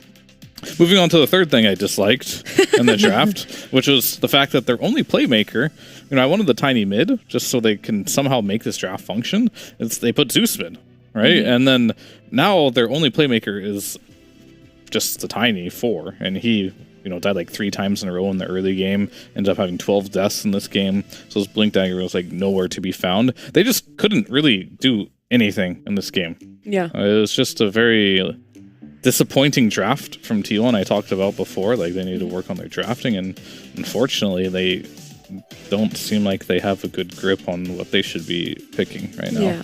It was quite sad to see the tiny, get punished quite a lot there in that early game, but you can flip that story and be like, wow, Boom, really capitalizing on the draft that they had. But not only did they have a good draft, they had some great map movements. I know in the later game, them spotting out that Roche was really good because T1 were trying to sneak that one in, going in undetected into Roche pit, but they did get found out, so that helped them. But they were already pretty much in the lead at that point on the side of Boom Sheep. They had a lot of early game success. Yeah, they just made nice moves. Like Tim's, he moved out of his off lane because FBZ, he got his Ring of Health and was able to kind of lane. He was basically just even in net worth the whole time with the Bristleback, so he had a fantastic time. Tim's went top, got first blood for his Terrorblade, then him and Yopaj go top again. They kill Zephyr on his Tiny again. This guy is getting totally boned. There's nothing he can really do. They're super aggressive. They're playing in the enemy's triangle. Bristle is just struggling to find a place to play. They block his Ancients. He doesn't have stacks in the Ancients to get on Bristle, which is huge for him. They put really aggressive wards up. They have one on the cliff in the triangle. They have one in between the towers on the enemy's off lane. So they can just see every move that's happening in that area, so they can just keep running at them. They bring all their heroes mid at 10 minutes to pressure the mid lane. They get the kill on the Tiny, they get the kill on the Razor, and then they're like, okay, we've used our cooldowns, we've pressured the tower a little bit, we've brought heroes here, forced TPs, and then they just split back up, kept farming, increased their net worth lead. Their movements in this game were very, very, very good. Wait, so you're telling me the carry player participated in the early game? He was there, yes. And then he also bought a BKB. He did. That's his second item. Yeah. Wow. My mind is blown right now. Oh my god. You don't actually have to finish a Manta and a Dragonlance and a Skadi on TB before you buy BKB. You can just go Yasha BKB, yeah. And it's true. And it paid off instantly. You can actually participate in the game before 30 minutes. It's true. Also sounds like fake news. I want to hype this up, by the way, because this was a big moment for T1. They smoked up. They went to go make a play. They really wanted to find a kill. They find the TB. 3 heroes at least committed to this with cause. And what does TB do? What did he have? He BKB. He had a BKB. And he turned around and killed a hero and walked away alive. So instead of dying there, he got a kill in return by buying that item. Very good. Very impressive. BKB. I mean, Gabby played really well. His movements, his itemization, really separates you mean a good Jackie? carry. Sorry. Jackie. Gabby was on the other team. Gabby, you suck. Oh my gosh, dang. I wouldn't go that far. I'm kidding. No, he played really well on TB this game. Like, he was aggressive when he needed to be, bought the right items, and I think that's what a lot of TB players struggle with, like being too greedy and not finding impact. Yeah. Well, there you go. That's all you really need for a recipe for success to win in Div 1. You just need a good draft, great early rotations, and to itemize as one of the better carries of the region. So just those three things. That's all you need to be able to win a game here against T1. And hopefully in game number 2, T1 bounce back. We see a little bit of a different draft from them, but that's going to happen after this break.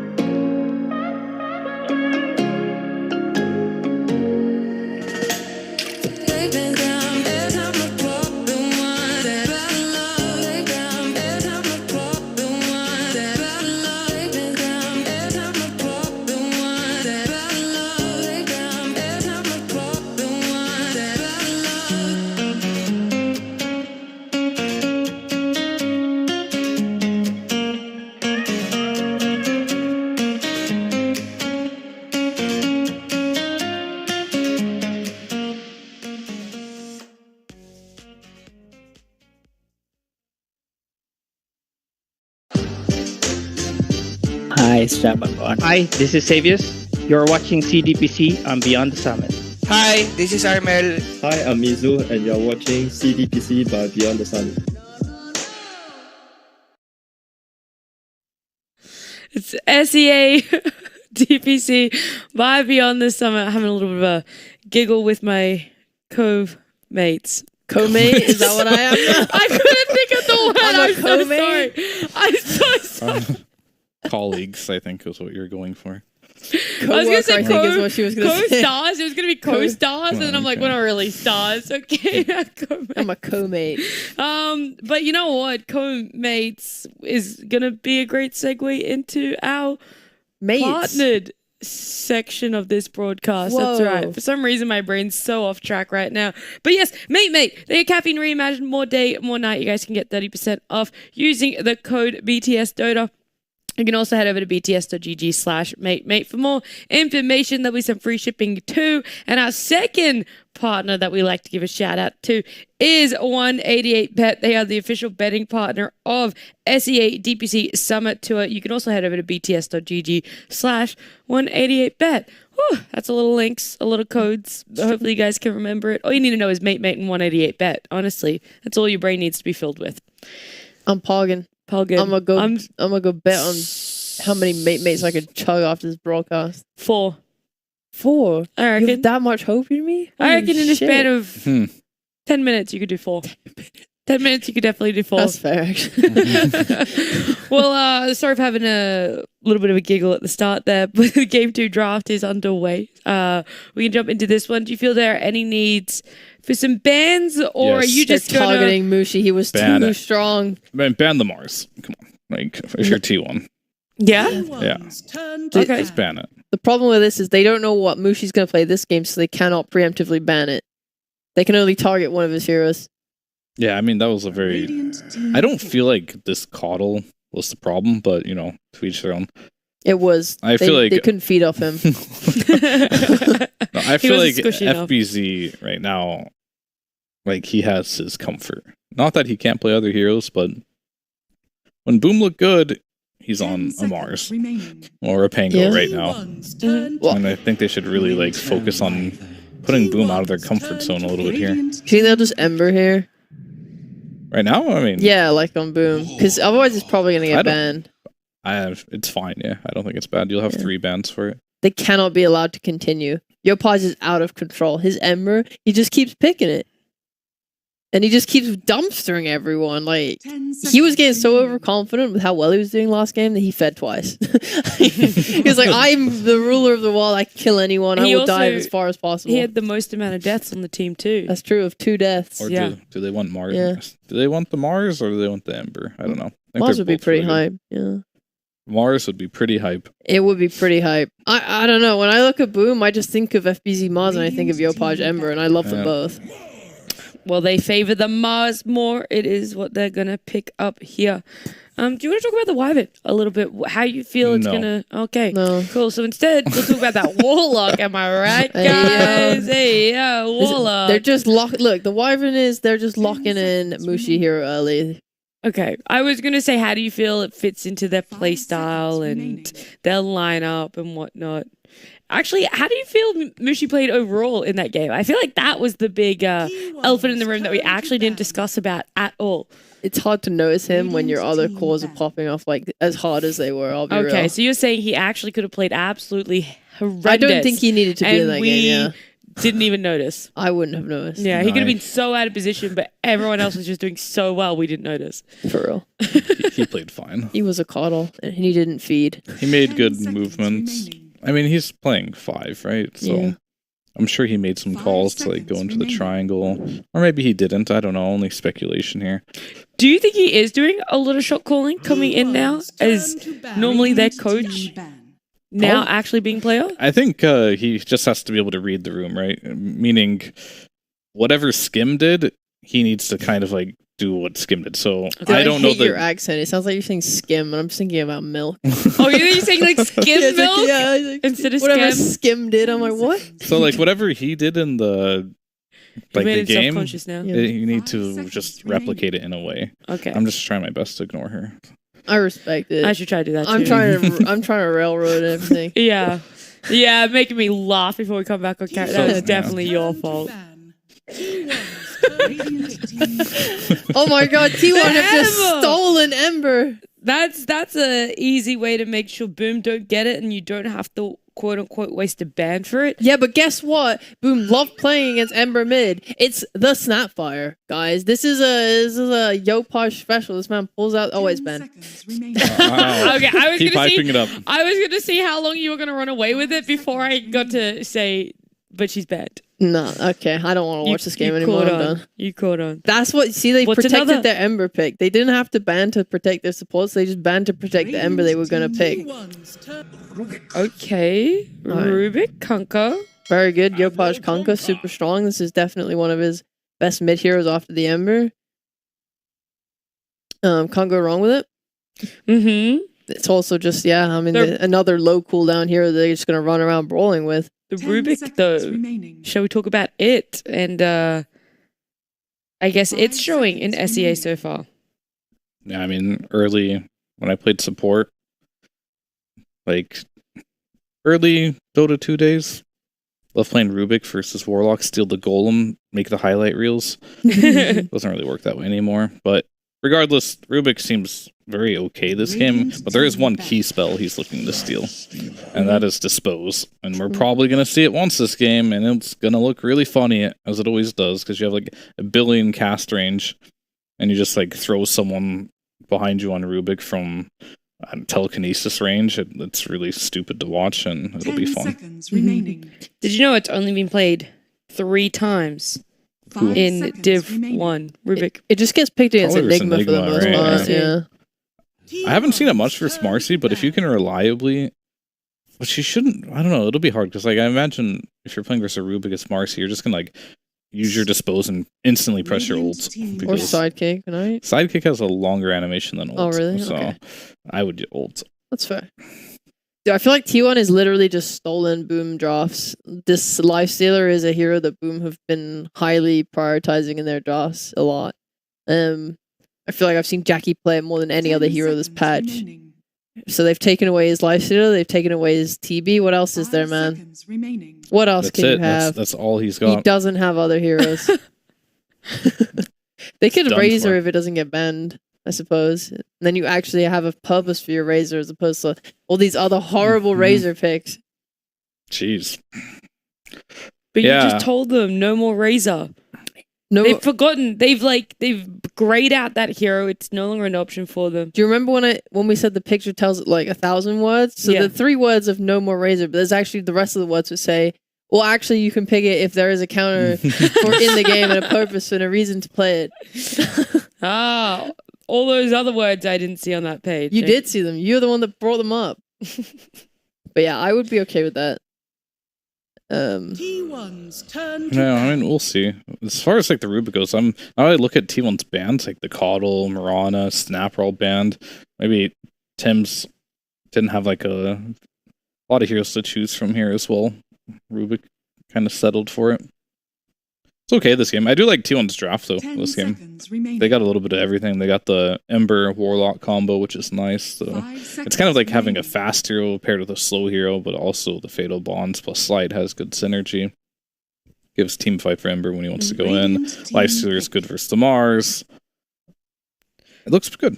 Do you feel either team's missing anything like Roche taking, objective, team fight? I mean, Boom is just missing a carry here, right? So they just need to pick whatever they think is good for the game. And there's...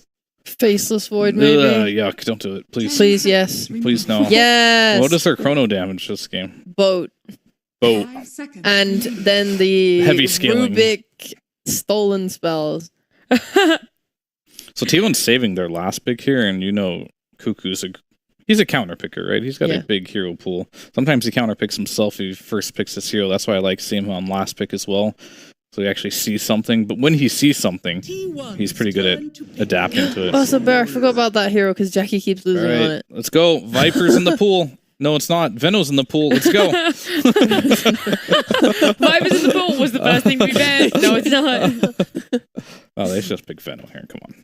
Yeah, Veno Marcy lane versus Ursa. He's just going to cry his way to next game. You've sold yourself on it? He sold it. I mean, I didn't need to sell myself. I already knew. You're all in. You keep saying this here, but no one ever plays it, ever. This time, this is it. Dude, if they do pick it, can you pop off? Can you actually pop off on camera? Yeah, will you get up and like jump for joy? Yeah. I won't. I can't be that happy for Venomancer. Will you like fist bump punch the air or something like that? I will do nothing but give you my normal Oh, he does. He giggles. No, I don't. Yeah, you do. I've had you giggle for you. No. Dude, Cuckoo can pick anything. I'm going into mode despair right now. Okay. Oh my god! Oh my god! Let's go, King! What a guess! Yeah, nice VR. Yeah, I'll pop off for you, bro. High five. I'm gonna get more and more sad. Yeah, great. I'll leave me hanging. I'll put high five the casters. Come in here, please, Lyrical. God, high five us. Yeah! Let's go! What's going on? This is the hypest I've seen anyone for a Venomancer. No, Dude, we're Venom not was hype for the we're not hype for the Venom. We're hype for you, Fear. At least like It's raise for your you. arms in the air out of like joy. Damn, dude. The hell? He saw Veno, Life Stealer. He's like, this is boring. What are these heroes? Like, come on. So I love these heroes, Warlock, actually. like- This is my style. Well, Lyrical, how much are you liking the Venom? Did you see it coming out? Did you pop off for Fear as well? I didn't pop off fully for him, but I did see it coming. As soon as it was there, I was like, yeah, let's go Venom. I mean, I wanted to say Darkseer, but Darkseer's terrible against Ursa.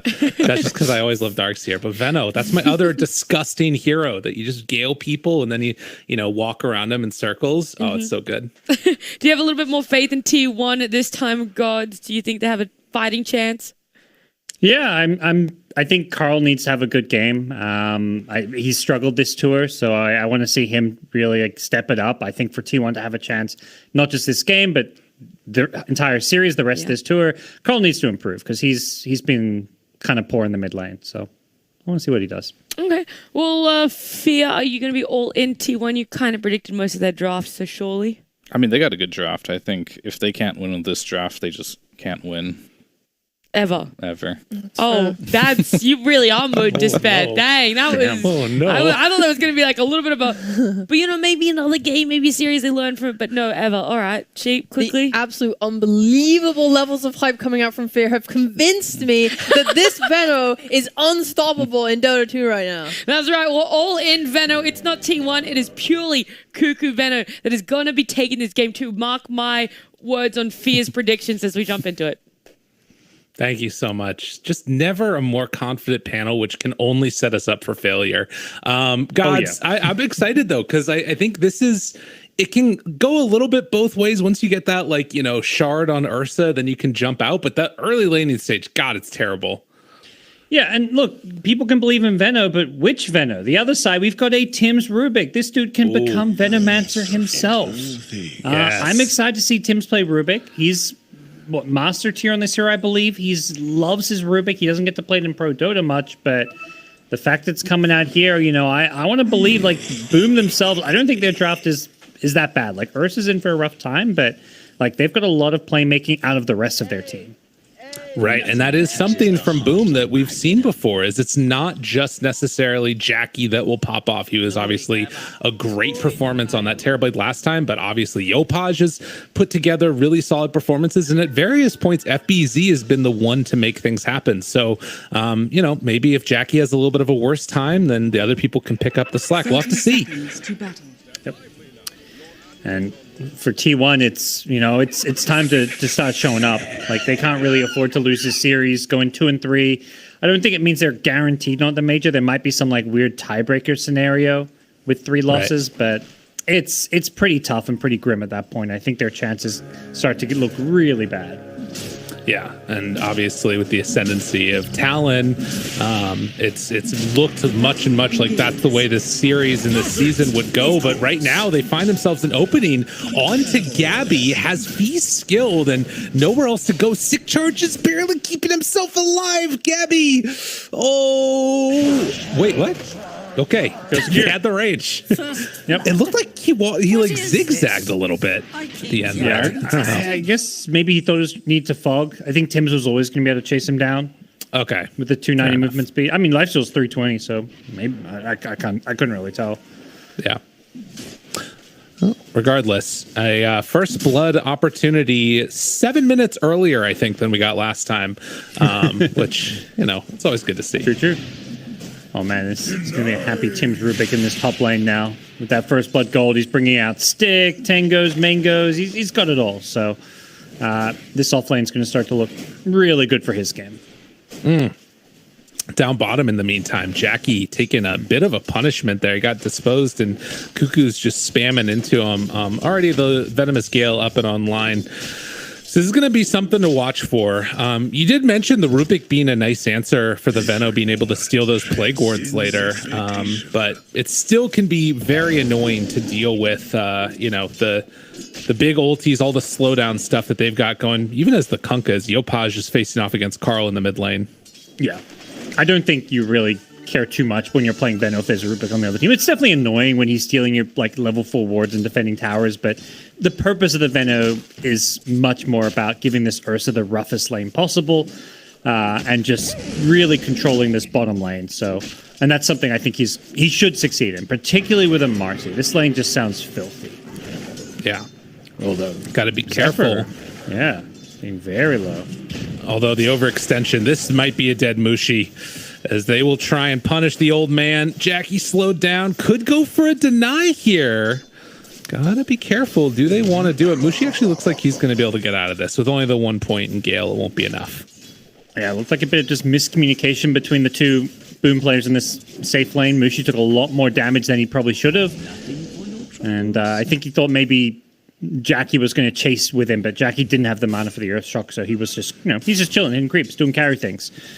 But not the end of the world. This lane still looks okay for them for now, but that's going to, I feel like, change very quickly as Veno gets levels. We just saw there in the mid as well, Carl doing that play. We've seen a couple of times now where you TP after taking one of the bounty runes and then gets the other one as well. So no bottle refill for Yopaj. Yep. I think at least it looks like Yopaj is fine with that. He buys some extra Tangos for himself just to help with the sustain, but he may be just telling his supports, like, I'm going to need a 4-minute rune. You miss a 2-minute water rune, there's also 3-minute bounty runes. Like, there's so many options for a hero like Kunkka who can push out the wave. It means grabbing a bounty rune isn't that inconvenient. Right. Also has the XTP home if things get really dicey. So stuff to watch for there. And at least at the early going, you can see that lane-wise, the Lifestealer is sort of... Actually, it's really just the Mars that's sort of top of the CS in terms of these side lanes, being able to put some good pressure there onto Gabby. 18-3. Yeah, FBZ Mars is it's coming back. You know, Mars is a hero. It just feels like, you know, we can get some small nerfs, and there'll be other heroes that come into favor in the off lane. But then suddenly teams are like, wait a second, let's just go back to playing Mars. This hero's still good. Like, he still does everything it used to do, just maybe slightly weaker on some of his spells. But you've got a guy like FBZ who's just so good in this hero, and a team like Boom who are so good at playing around these team fighting off laners. You know, they're going to find a lot of success. Jackie tries to jump away, but 2 points up in Gale. Maybe going to go for a deny here on Mushi. Does he get it? He's going to leave him. No. Okay. Radiant's middle tower Just gets brought down. Yeah, it looked like he decided not to deny, and he had double ring to regen plus the health, so maybe he thought he could regen through it and just miscalculated. Veno did have 2 points in Gale, which is a pretty big, you know, the damage tick triples from level 1 to level 2, so maybe he just didn't realize it was level 2 Gale. Yeah. Well, that is a nice kill down bottom, what you would anticipate from this type of a lane. And now Mushi trying to go on to Zephyr. Does have the dispose ready. Cuckoo down low as well. And it looks like they're going to not go for any more here. Man, not the worst bottom lane so far. Like, Ursa did get forced into this kind of unorthodox build, but usually when Jackie plays this, Ursa goes Battle Fury anyway, so rushing the Ring of Health to go with the Ring of Regen, not like the most suboptimal build. But this lane's going to get much trickier. Like, level 4 Venom now, so 2 points in the Poison Sting and the Gale. This is where I feel like this lane starts to get really unplayable. Unless you can, like, get a TP rotation from someone like Rubik. Right. Mushi, in the meantime, is going to get chased down here. They had that ward just now expiring and will find him. Dispose back. Mushi going to die. And that is the earn charge as well. So now a third tick of DOT coming in for Cuckoo. Yeah, that's really nice. Getting that earn charge right away. Uses one on himself, but now he still has the one extra to use offensively. He's going to make sure that he uses it and gets a kill so we can get another double charge going. This Ursa may just be forced in the jungle pretty early on here. Or we're going to have to see some kind of rotation. That's the one thing. The weakness of the Veno offlane is always the rotation potential. Kunk is, you know, level 6, so there is potential for a TP in, or Yopaj with a power rune can make that move. And Yopaj doesn't get a rune. It actually spawns down bottom. It's going to be an illusion. You can see Cuckoo playing a little bit more safe since he knows that Marcy is left. Zephyr heading towards that mid lane. And both side lanes from Boom sort of in a delicate position here. See if FBZ getting closer to that level 5 can make some type of a play happen, or if he just wants to keep farming and stay in this lane against Gabby. Yeah, it probably depends a bit. I guess, yeah, he could theoretically be the one to make the move onto the Venom bottom. Ooh. Instead, bottom, Jackie has got a TP, but he's holding Dispose. Smart of Zephyr not to use this Dispose until they've guaranteed the kill. And that is going to continue to happen until Ursa gets level 6, which is a ways away. Man, level 4 on the bear. What we thought might be a problem has happened. Mid lane, Carl's been able to take a slight lead over Yopaj, although both of them have their ultis now. The Rune of Illusion. Yeah, I think at this point, Ursa, I would say just needs to reconsider going to this bottom lane. He's going to TP back in, but if he's going bottom lane, he needs to be communicating with Mars and Kunkka and have one of those two ready to TP if he gets gone on. Like, that's how you punish this Venom, but Venom's got the range drop, he's doing everything. Venom probably knows there's maybe a gank coming his way. Right. And playing it a little bit safe. Dire actually scan and see that Kunkka's up top farming these stacks here. That's a smart scan. Because, you know, he's off the map. You're worried he might be ganking the side lanes, but they get that read that he's just jungling it up with a stack there. And with that, they will keep pressure down bottom. There is Tim's in the area as well. He's going to stack up some jungle also. And Zephyr making the move over to try and secure the 8-minute rune. Carl is there. Oh, misses on the chains, actually. And it is going to be an arcane rune bottled up by Yopaj now. Yeah. But Carl, yeah, the maxed out Flame Guard, he's pretty unkillable. The Kunkka combo is just not going to be doing enough damage to bring him down. They go on Cuckoo bottom. He's been caught out alone, yeah. And no way out of that. Fairy Fire tries to walk away, getting over towards Zephyr. The slowdown is there. And has an urn afterwards. Jackie turning. Cuckoo, oh, he gets his south broken. The vision in the area. Carl right on top of Mushi. Going in for the final touch. Does he have enough for the kill? Tries to fog it out. Manages to get away. And that's going to be an urn charge picked up as well. But in the end, the boat coming out might be enough to take down Zephyr. Tim's chased a little bit further by Carl. Jackie lived through it all. So it ends up being support for support. Yep. Not bad. Oh, man, Cuckoo barely had like 10 health. I don't think... I mean, he knows there's a ward there now, but yeah, he was not expecting to get his south canceled. It was almost like he didn't realize Mushi was just on him, right-clicking away. Nice play there to steal the bounty rune. Yeah. He does have Remnant and not quite enough mana to get out to it, but yeah, he's going to be cool. Back to the mid lane he goes. He might get a bottle refill here. Yep. Nice. Just in time for the Zephyr TP. And yeah, Carl's in a really good position to have a very active game here. Cuckoo's staying alive in the bottom lane mid. He's got to finish his treads. He's leveling up the Plague Wards now, so not going all in. And they're finding kills in mid. Dive on Tim's. Easy snipe there. Nice. There's just so much activity available to T1 when you've got this Marcy plus Ember who both had this good start. Just completely different draft to game one. They can actually make plays here. On Cuckoo, unfortunately, it's going to be the one that gets jumped on now by Boom, so they'll make a play on that Venomancer. Like you said, these rotations are key to shutting down that oppressive feeling that you get in a Veno lane. And that's buying a lot of space for Jackie. This is exactly what Boom need to do. Yeah, you got to try and punish any time he gets left alone there. Dire's bottom the top rune and lift, jump forward, finds one. Tim's in some trouble. He's going to go down again. All of that just they don't want Carl getting these runes, and you know Kunkka does end up getting the invis rune, but he's just going to use that to refill his ball and keep on farming. Carl now 3-0 with another kill to his name. He's hit level 9 as well. Just feeling like a really good game. There's just not many things to threaten him, at least not at this stage. Not maybe until Mars gets a Blink Dagger for that initiation. And look at this, too. I mean, feeling that confident, he's going to stay in this mid lane and keep the catapult alive. So with this 10-minute mark, they're actually getting some pretty good pressure onto this tower here and actually finding Mushi on the back lines. Carl keeping him over there, stealing chains, and they force the multiple rotations. Yeah, this is the strength of the Flame Guard build, because, you know, there's a lot of variation with what build Ember goes. With the Flame Guard, you're just super survivable. He can farm behind the tower. 400, basically he's got an extra 400 health with that Magic Absorb. And it just meant that he can really pressure that T1 mid. Only gets it down to half health, but it's still some good damage. But more importantly, it's that forced rotation.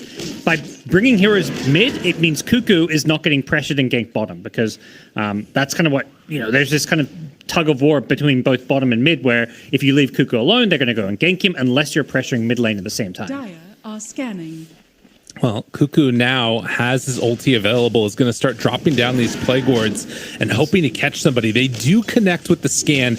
Ember and Warlock right behind with 3 points in Fatal Bonds. They're going to send in Zephyr to start. Dispose afterwards. Big Golem drop down. And then the combo coming out afterwards with the boat, but will it be enough? They still have to be careful. Veno has ulti available. FBZ going to find Cuckoo. Connects onto both of them. Tims steals the Gale. Cuckoo will drop. But Gabby looking for the run now down onto FBZ. This is looking pretty solid for T1 after losing a couple of heroes. They're going to take down 3 themselves. Yeah, I like this. I mean, both Gabby and Jackie, what I like about both these character plays is they're so good at showing up to these early fights. Like, Lifestealer just TPs in there. Like, yeah, he's a level 9 Lifestealer. He only has phase boots, but he just sees this big fight going down and knows that bottom lane's a good place for him to be anyways. Like, he can take over the farm, he can pressure the tier 1 tower, use the enemy jungle. But T1 just were ready for that fight with numbers. Like, Marcy willing to just throw her life away to make sure that they get a good chaotic offering, and T1 did a great job following it up. It does cost them, you know, a couple of lives of their own, but it does feel like in the end they're the ones who are going to walk away with the win because of, you know, their core staying alive. They don't really lose any of their big heroes other than Cuckoo, who I feel like, you know, he got his job done. He got his spells off, then he goes down. Right. It's my favorite part about playing Veno. Just run in, die, whatever. I got my ulti off. Who cares? Man, there's a lot of stacks, by the way. T1 farming it up. I mean, Yopaj is going to be taking this to try and finish off his BKB. I was Both sides thinking with the stacks. Yeah, that's a good point. Yeah, taking the other angle there, Carl. Interesting. So yeah, a couple of early BKBs being built, and on the meantime, Jackie getting towards the Battle Fury. You gotta imagine he's going to be able to farm more efficiently. So Gabby is also going for the Maelstrom. Yeah, it seems like a game where Lifesteal is just trying to not go. I mean, just not obviously a Battle Fury hero, but he's going to come online maybe a little bit faster than the Ursa, who with Battle Fury, like, you're not ready to fight with Battle Fury. Right. Oh, it's a much later timing for sure. Yeah. So very little separating the two teams at the moment, though, and they're still just trying to keep these towers alive. Cuckoo now taking over the jungle a little bit as he tries to finish off the Spirit Vessel. Yeah, that's gonna be a really nice pickup for them. Playing into the Wyvern, good against, you know, the Ursa potentially in some ways, just to keep on kiting him with all the damage over time. Are scanning. But both teams happy to kind of play things a bit more passively. You kind of mentioned all these early BKBs. It's just going to really limit, like, you know, Kumka just loses all his early game kill threat when BKBs come out. And similarly, T1, like, Ember and Veno just can't do quite as much against these BKBs. But both teams at the same time, they both have good carries. Like, if you go to these late game, these carries aren't afraid of BKBs. Ursa, Lifestealer can do all these sustained damage through them. Become T1. They find one. Jackie afterwards has Enrage, ready to go. Do they chase for any more? Golem down, Enrage immediately out. And looking for the follow-up, they get the kill. Cuckoo's still coming in afterwards. There are Fatal Bonds to Creep Wave. MPZ shows up, but Zephyr gets saved by the Infest at the last second. But the both follow-up Yopaj with the double kill. Oh, he's feeling himself a little bit there as they take down the carry. So 2 for 3 again. Another slight favor for T1. Yopaj salvaging that. Yeah. Ember having a DD just meant they could just keep on kind of doing this sustained damage. That Sleight of Fist just ripping through them. But luckily they do end up killing the Lifestealer towards the end of the fight. Yopaj and FBZ with a great arena coming out from his Mars to kind of lock everyone in place. Here's the replay of it, yeah. getting very close. And as you mentioned, that DD allowing them to get that kill onto Jackie. So much damage. It felt maybe a little early to use the rock. It was basically to bait out the enrage. Like, Ember didn't want to use Searing Chains when he has enrage there, but I think it maybe would have gone a bit better if Whitemon was a little bit more patient there. Well, we'll have to see if he makes that happen in the next couple of fights that we're going to be seeing. Likely for T1, you wait around that rock timing and maybe some other stuff can happen with Ember sort of poking and prodding. But on the other side, boom, they finished the Battle Fury. So Jackie ready to start accelerating his farm, clearing through these camps as quick as possible. And we'll see if they decide to go for a Roche on the earlier side, but they're keeping a Plague Ward in there just to keep eyes on it. Yeah.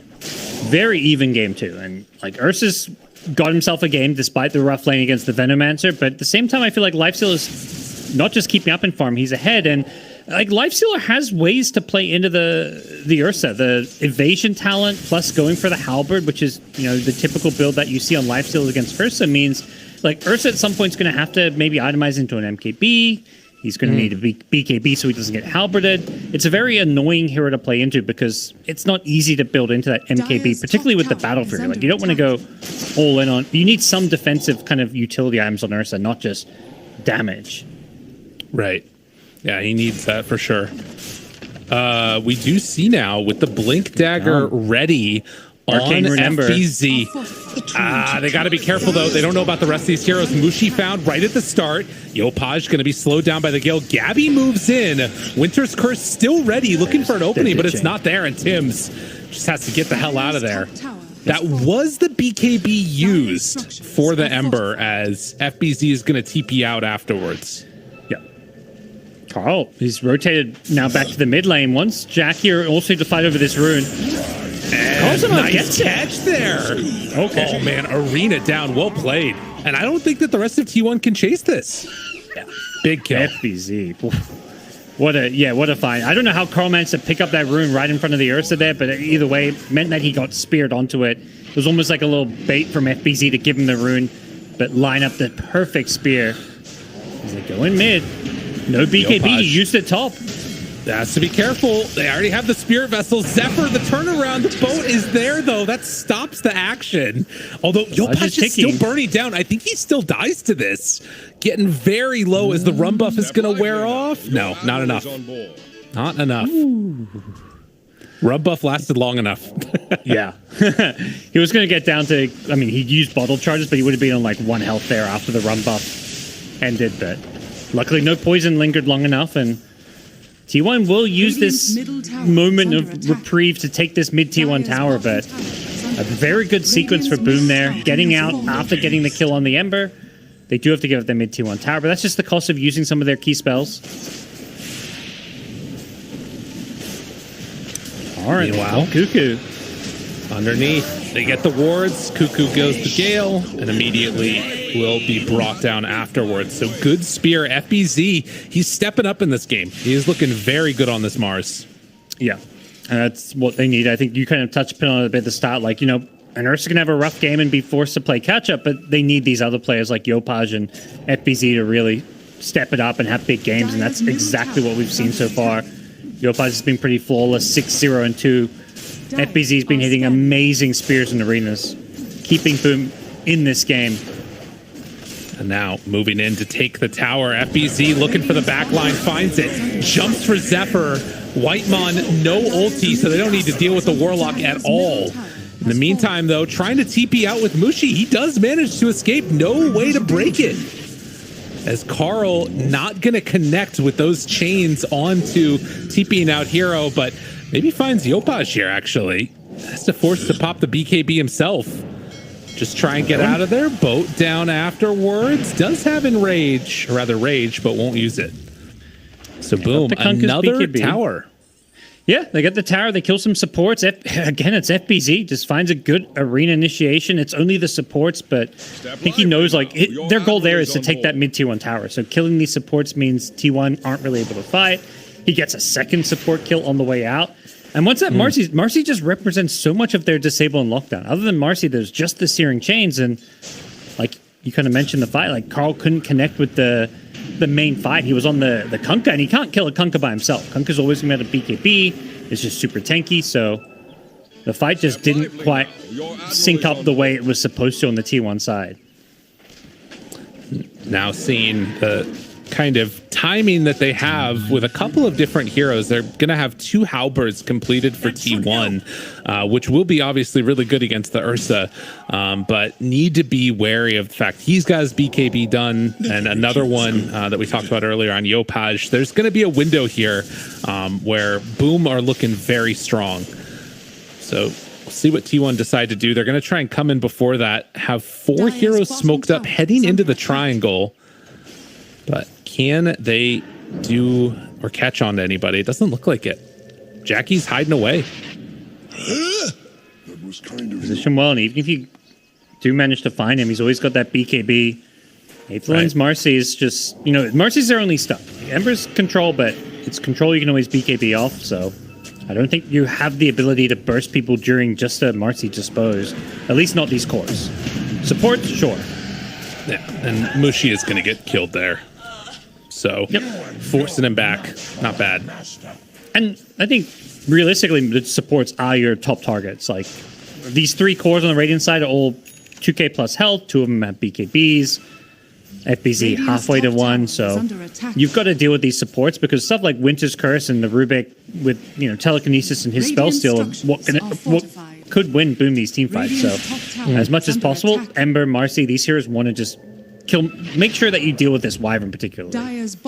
Yeah, Wyvern's the key hero. It's going to be TPing out to the tier 2 tower while the rest of the 4 get together on Boom, looking to take a fight. Gabby could be their target. Do they jump right onto him? Marcy's there, Cuckoo as well. All of them scouted. There is great vision here from T1, and they're looking to back away from this fight. And it looks like with that, just retreat back to farm. Does seem like they're happy just to, you know, kind of play that slight economy game. As long as you can see where the enemy are and know where you can farm safe on the map, and you want to keep Boom out of this Rosh pit. Like, they've got the Ursa, you do not want to give them an easy free Roshan. Dropping Plague Wards around. FBZ maybe anticipating that a Rosh fight could be going on here themselves. Yopaj is going to have the DD popped. Mushi tries to walk up, scouts out the ward with the Plague Ward, and will start to deward it.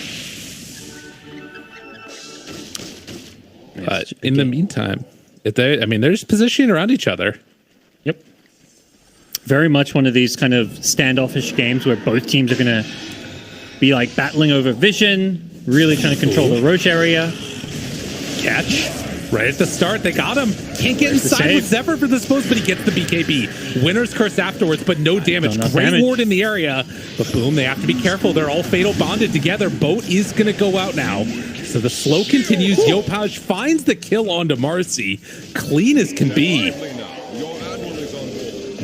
They get the Ember out of there, but it's a little costly. It was like the Karak offering was less about turning the fight around and more just about saving the Ember's life there. You see how risky this game can be for the Ember on the front lines there. One telekinesis just sets up the Mars combo with the Kunkka follow-up, and if not for the Warlock, he just dies in that kind of chain stun. They don't have any other save that they can really rely on. Like, the Dispose can kind of work, but it's just not reliable.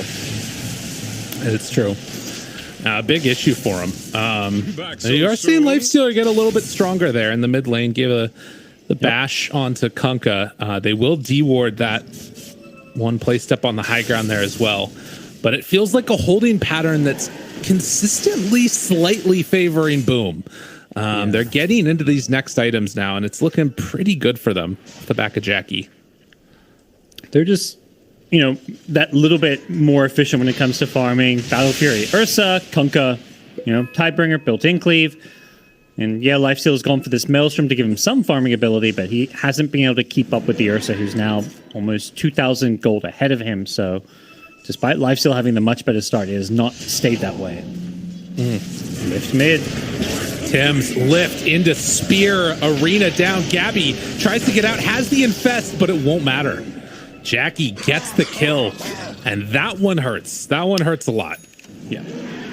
This lift from the Rubik is just making it so easy for FBZ to combo people. Doing those spears, pre-spearing before the arena, just landing it perfectly. FBZ is such a Mars specialist, and now that opens up Roshan. With Lifestealer dead, there is no window here for T1 to try and break on into the pit.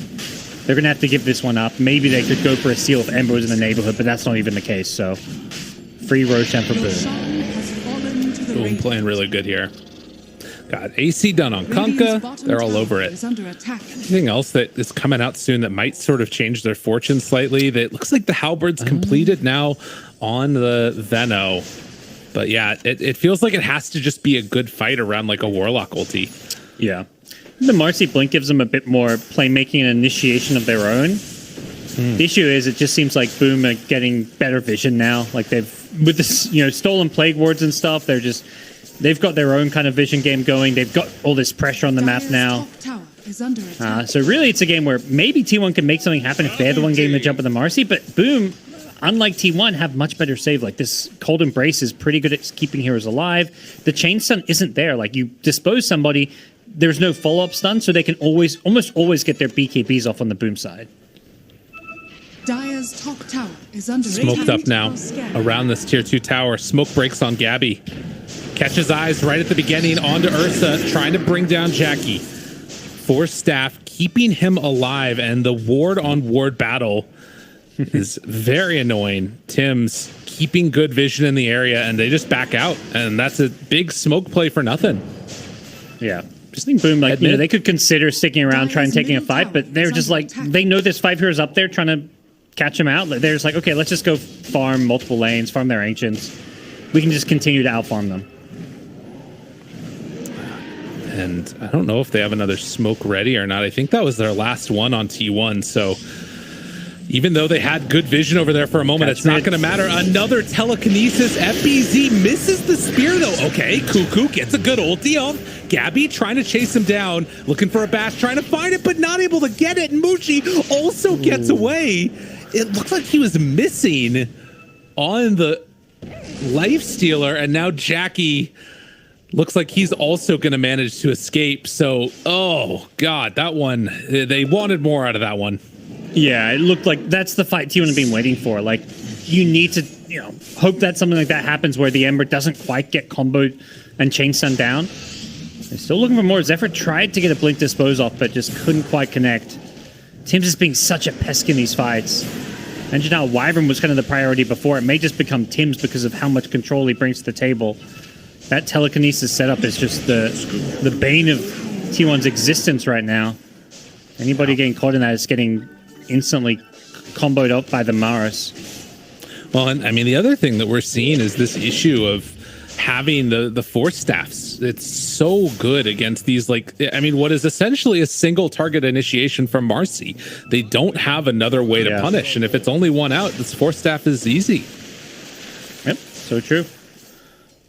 They've got multiple of them. Like, usually you're the ones buying force staff against Ursa. It's the same deal with the Lifesteal, though. If you can kite him with these force staffs and save your teammates, like, Lifesteal is not good at finishing off these heroes. It's very much like he wants this long, drawn-out fight.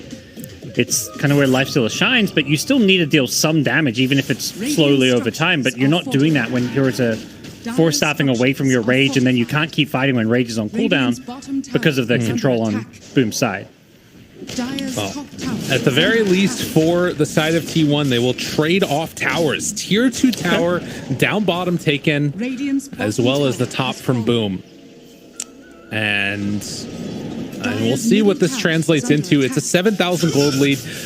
It's starting to become pretty evident, this disparity between Gabby and Jackie in terms of the items they're able to get right now. And this next one with the Monkey King bar will be very, very hard to deal with. Yeah, he's kind of at that point where he's got enough utility with the Basher, the survivability of BKB, where he can now actually get an MKB. And it's kind of the time where you want to get. You see Lifesteal level 19, you know that evasion talent's coming out, so he's almost like preemptively getting MKB just to deal with that evasion talent. Right. Zephyr tried to jump there, but wasn't able to find the dispose afterwards.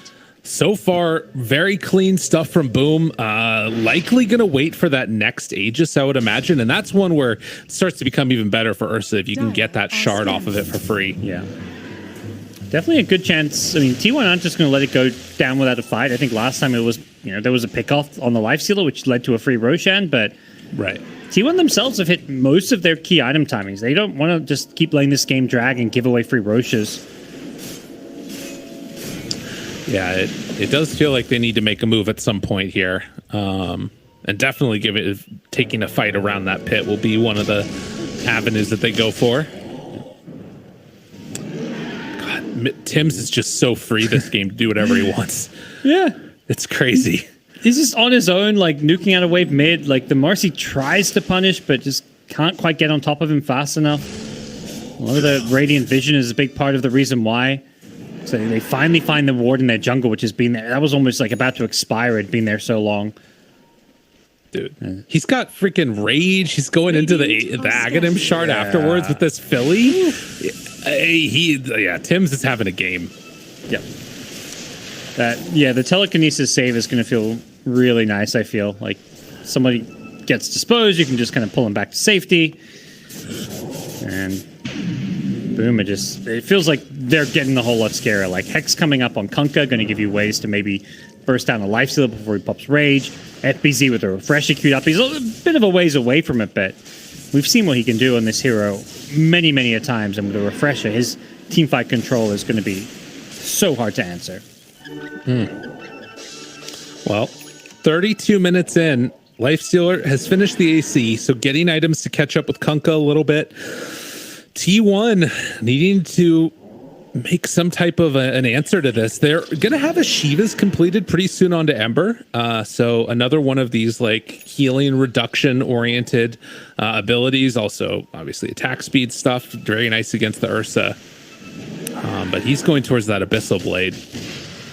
And Carl also likely needs to save for buyback here, I'd imagine. Maybe, I don't know, maybe he just buys out for the Shivas. It's tough to tell. It looks like he's going to. Yeah, he's just buying anything we can get. T1 want to have, put themselves with the most firepower for the potential Roshan fight, which is going to be coming up in the next 1 to 4 minutes.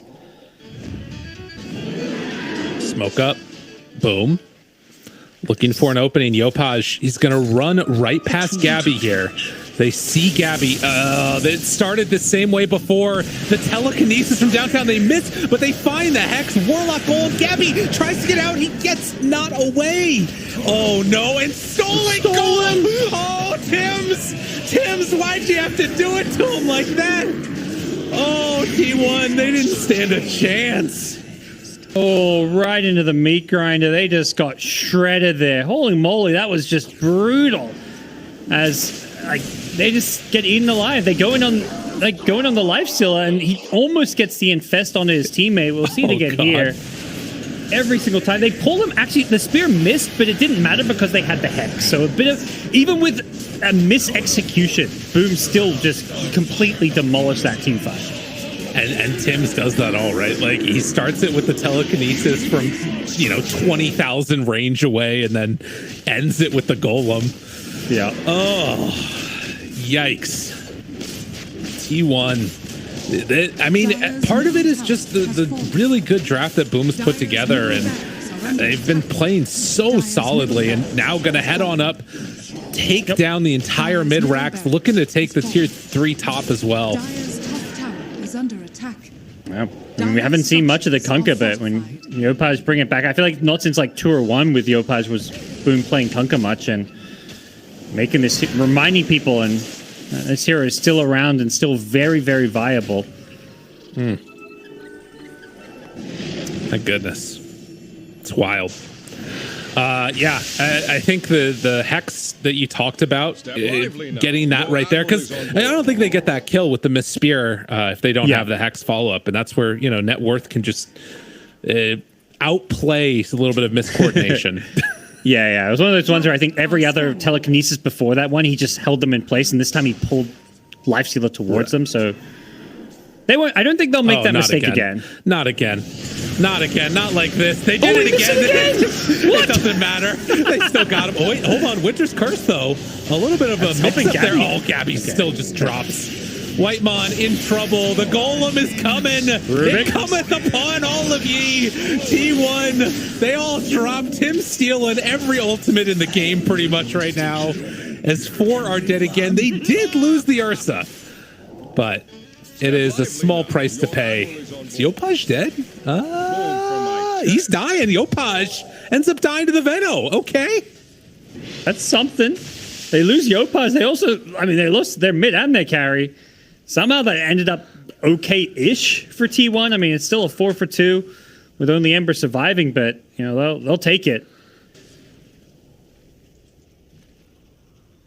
Jeez.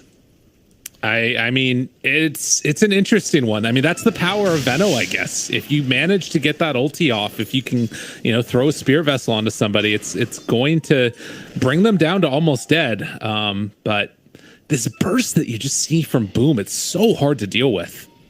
Yeah. Roche respawning.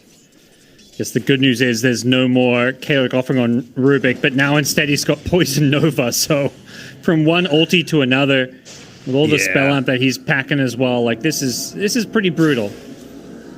God, that is a ton of damage, isn't it? How much spell amp is? I don't even know how much that ends up being. It won't let me alt it, but regardless, T1. Now here's an interesting point. You see that Roche is up. 10 seconds till Ursa. I feel like they're so invested. They gotta make some type of play for this. Yeah, they just don't have the damage to kill Roche quick enough. These heroes are probably going to respawn. They want to try and force a fight before they respawn, but what a curse. A Winter's Curse right on top. They move on in. Going to infest. Keep them alive. Marcy down low. Second round of the refresher. They get the ulti off from Tims. Now the golem drop down from Whitemon. Cuckoo low. Cuckoo going to die. Jackie there to clean up. And, well, as you said, they respawned and they took the fight. Yeah, they're trying to force it so hard, but you're just running from low ground to high ground when your enemy has a ward. They have vision. Mushi is ready with the curse. They don't finish him off during it, but it sets up like 4 hero curse. They keep him alive with the infest, but that just means FBZ gets a double arena on absolutely everybody. And you buy enough time for Ursa to respawn. He comes in, he gets some cleanup action. It was just, you know, kind of a Hail Mary from T1 where they just had to run in blind. And I mean, there were some questions about how Mushi would play on this Wyvern. I mean, it's definitely not been like completely flawless from him, but he's been really solid. Definitely have enjoyed some of his plays this game.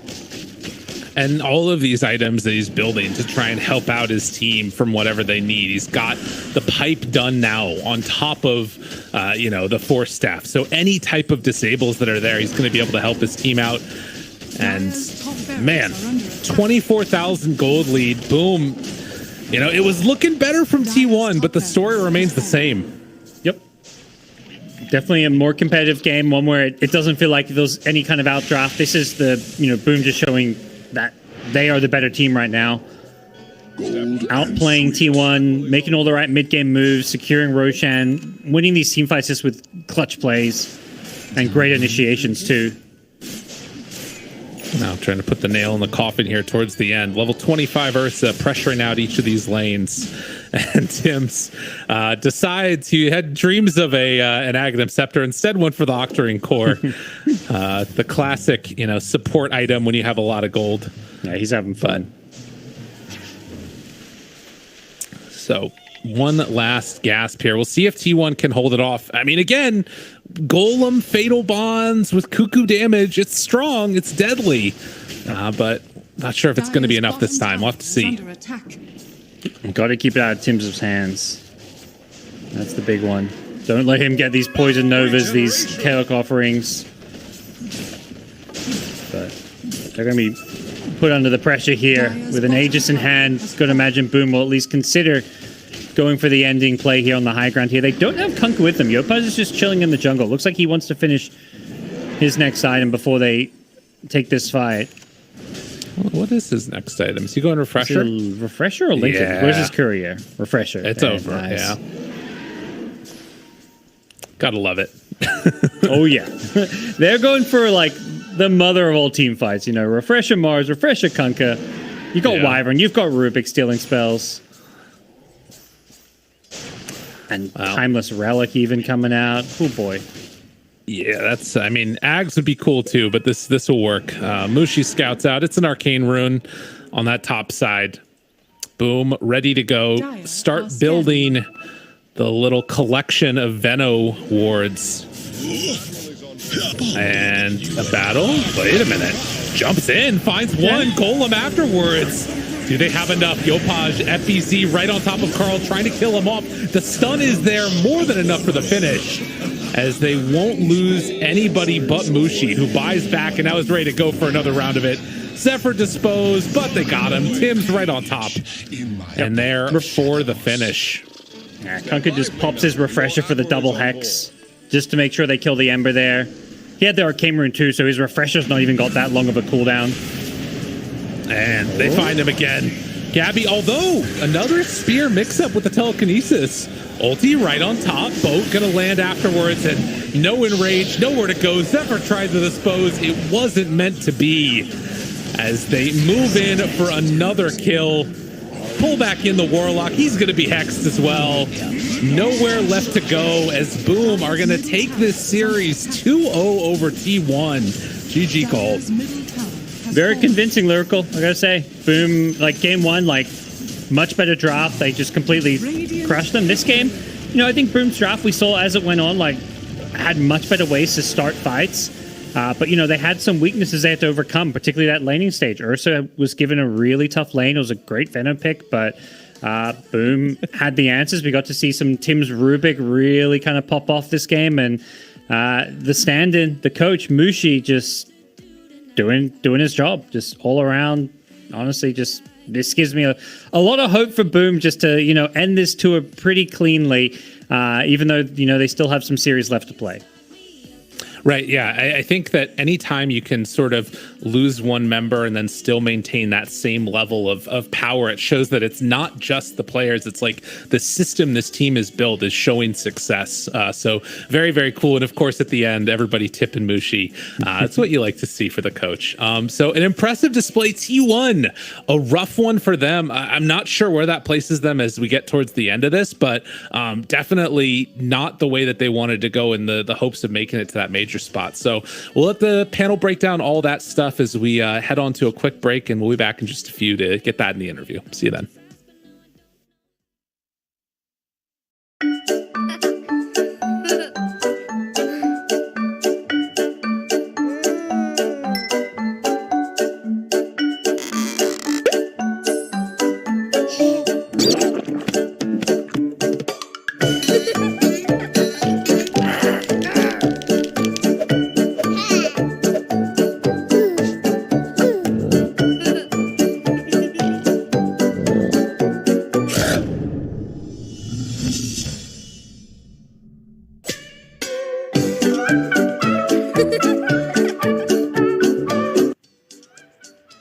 This is so sick. Can we just go back to playing games now?